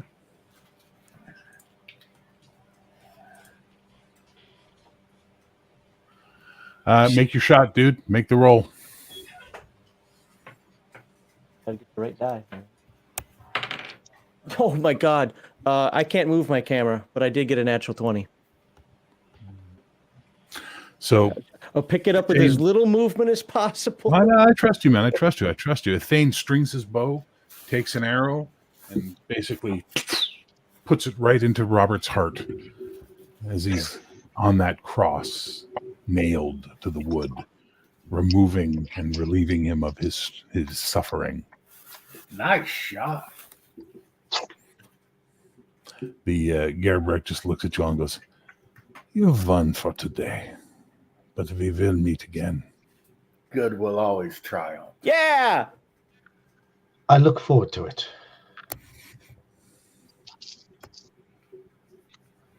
Devil There's a- worshiper. Trumpeting behind you as you see a bunch of not the constables, but the actual like royal noble knights of Davon showing up, and there's a chamberlain. As I said, all the chamberlains come to this, and he walks up and he goes, "Hey, by order of the King of Davon, who is the host and procedure of this event, you lot," and he points at the Austrati, "are ordered. Vacate these premises or be arrested." Huge cheer goes up from the crowd as you're sort of standing there. You realize people are cheering at you as well because they've seen you stand up to these essential steel-plated bullies. And Esmeralda just taps you on the shoulder, and she goes, "It is time for us to go."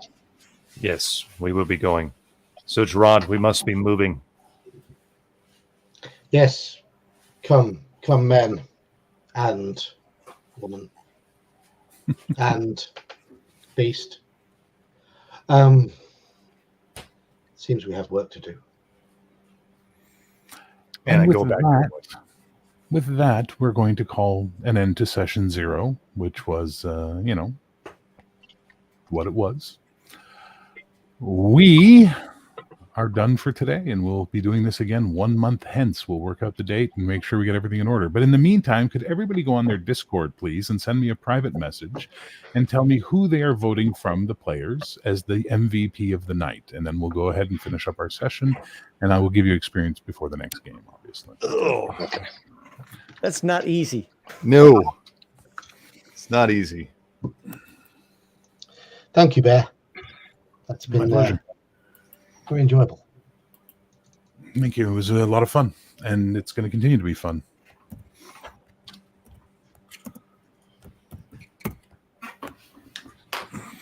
I guess I should open my Discord, huh? I sent you a message on Discord. All right, I got 1. I got 2. What the hell was that? Who just died? That was me. I'm trying to decide. It was a sigh. Malaki, you bastard. That was funny. Yeah, he was getting you fucked up. I I'm cast my sitting vote there back. trying to be all serious, and he's all like, "If Hungar is our freaking moral compass, we're screwed." I know, I was thinking that too. I was like, I'm like, "You Just son of a missing bitch." one vote. There were so many comments I kept to myself. And Yeah. honestly, I would not have laughed if you guys hadn't laughed, and then I lost it, man. Dear Like, God. That was right. hilarious. The votes are in. Cody, who'd you vote for and why? It was really tough. Everybody did a really fucking good job. But I voted for Sir Gerard everybody role played really well, but Sir Gerard, like, he added a lot of depth and details to the role playing that really, really intrigued me and really brought me into his character. So for that, he just went up just a little bit on my skill. So I gave him the MVP. All righty. And what was your favorite moment?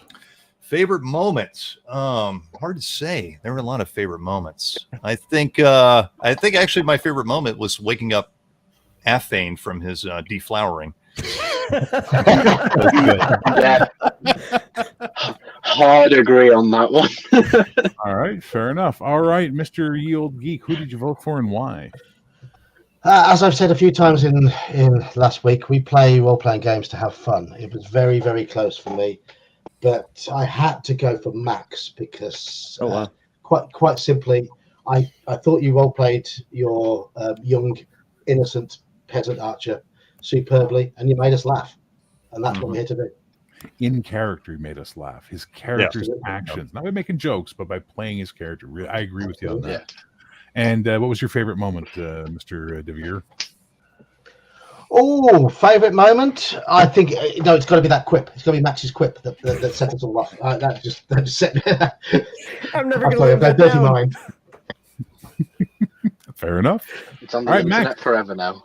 Who'd you vote for and why, Max? Man, this was tough. It was really, really tough. I mean that. I ended up putting Cody just a touch over the edge. And my reason being is just comes to the experience I've had in gaming, where between him and Sir Gerard, in a lot of the groups I've been in, there'd be a fight. Or, well, I don't know why you have me grouped with this guy, whatever. But the way those two role played together, I thought was absolutely fantastic. Both having those doubts, both having those character traits that are at odds, but also say, you know what? We need to do this. And they did it. And I just put, because Cody took charge of the group, probably as intended, but I just thought he did a really damn good job of that. But it was really hard for me to decide between you two guys. If I can vote for both of you, I would. What was your favorite moment, sir? There were actually a lot. I honestly, the entire ambiance of this, I liked. I liked the fact that I could visualize it. I want to say it was your little German Nazi crucifixion guy. There's something about him and the way you utilized him as not a two-dimensional character. I mean, sure, toward the end, I could kind of predict what he was going to say, but he wasn't just like, okay, let's take the fight. No, I liked the interactions with him. Okay, cool. Hungar, who'd you vote for and why? I voted for Max for the sole purpose that he made us laugh in character. It was his character's role playing that brought entertainment and like a comedic innocence to the game. It's like he played this little, peasant archer very, very well.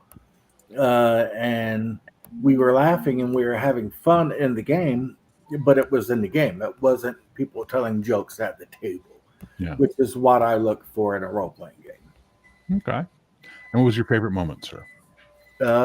When Cody woke him up and said, well, I didn't want to, make it seem like you didn't have the stamina. That was great. Or I had two favorite moments where when Kirby asked me if I could perform weddings. Yeah, that was awesome. That was so good. that was just that was great. I'm like, it threw me for a loop for a second. I'm sitting there, oh, can you perform weddings? I'm like, what the hell? All right, fair enough. I think I'm in love. Malachi, who'd you vote for and why? I voted for Yield Geek. Just he could have gone the wrong route with everything, but he went perfectly, and he did it what his character would do. Okay, cool. And what was your favorite moment? Oh man. Oh, that's hard. I mean, the whole session was great. Just the atmosphere, the setting came alive. All right, fair. Young Master Iman, our rookie, who did you vote for and why? I voted for Sir Gerard DeVere because the way that he role-played his character, it kind of helped me, but not just that. It's the fact that he went so fine-tuned with it that every single time someone said anything even slightly out of line, he's like, "Excuse me?" You notice he started to Or drop every that off a time- little bit, eh? As he went Or along. every time Lorrilan touched him on the shoulder or something. Yeah, yeah. That is slightly to blame. Fair enough. I thought it was character progression. What was your favorite But moment? no, it is meant to be. a bit of Um, progression, yeah. I do want to say that, obviously is Aethain's bit of deflowering, but everyone said that basically. So I want to say the second favourite moment is when Lorrilan tried to cast tongues in the trailer and it didn't work, and he's like, "This bitch has words." I apologize for being vulgar with my magic. Yeah, no, it was good. It was very good. Well, Mr. DeVere, you have won the MVP for the night. So when I give it XP, you get a 10% bonus, sir. So Oh, thank you. I want to say something to all of you. That was some of the finest fucking role playing I've seen in a long time. And I've seen some amazing role playing, even of late with the Star Trek games and all that. But you guys were all committed to your characters, committed to the game, and had fun and made it happen. And I want to point out a very special mention to the novice below, because, man, if I didn't know you had never played before, I would never have guessed that you were an amateur player and hadn't been playing for ages at this point. Okay, can I switch my vote? He's a novice. Thank you. No, It's I like your appreciate that. second I want to game, give a man. special shout out to Yeah. you for your world building, sir. It's amazing. thank you. This guy up here is world building. Spot on. Can I say, Iman basically found my channel about a year ago, just by chance. He was Googling the Warlock of Firetop Mountain, and I happened to be reading it at the time. And he found one of my live streams while I was reading it and just joined in the chat. A few months later, he was playing a little bit of OSE with us. So not a complete novice, about 8 months. Yeah. 8 months on and off. You've not been able to play every week, but now you're playing Call of Cthulhu with us, Yes. which has been great. You've played a little bit of OSE with us, but in terms of what we've played, it's nothing. So fair play to you. Fair play for getting out here. Thank you very much. I appreciate that. It does Yeah, mean a yeah, lot. yeah, I was yeah, sort yeah. of worried that I was sort of ruining the immersion a bit, but I'm Not at all. trying to No. sort of. Nah, dude, I thought that you were like a super experienced role player. I'm like Oh, flabbergasted. come on, guys. No, You're being seriously. too nice. No, Come No, on. no, seriously, Iman. Oh, yeah.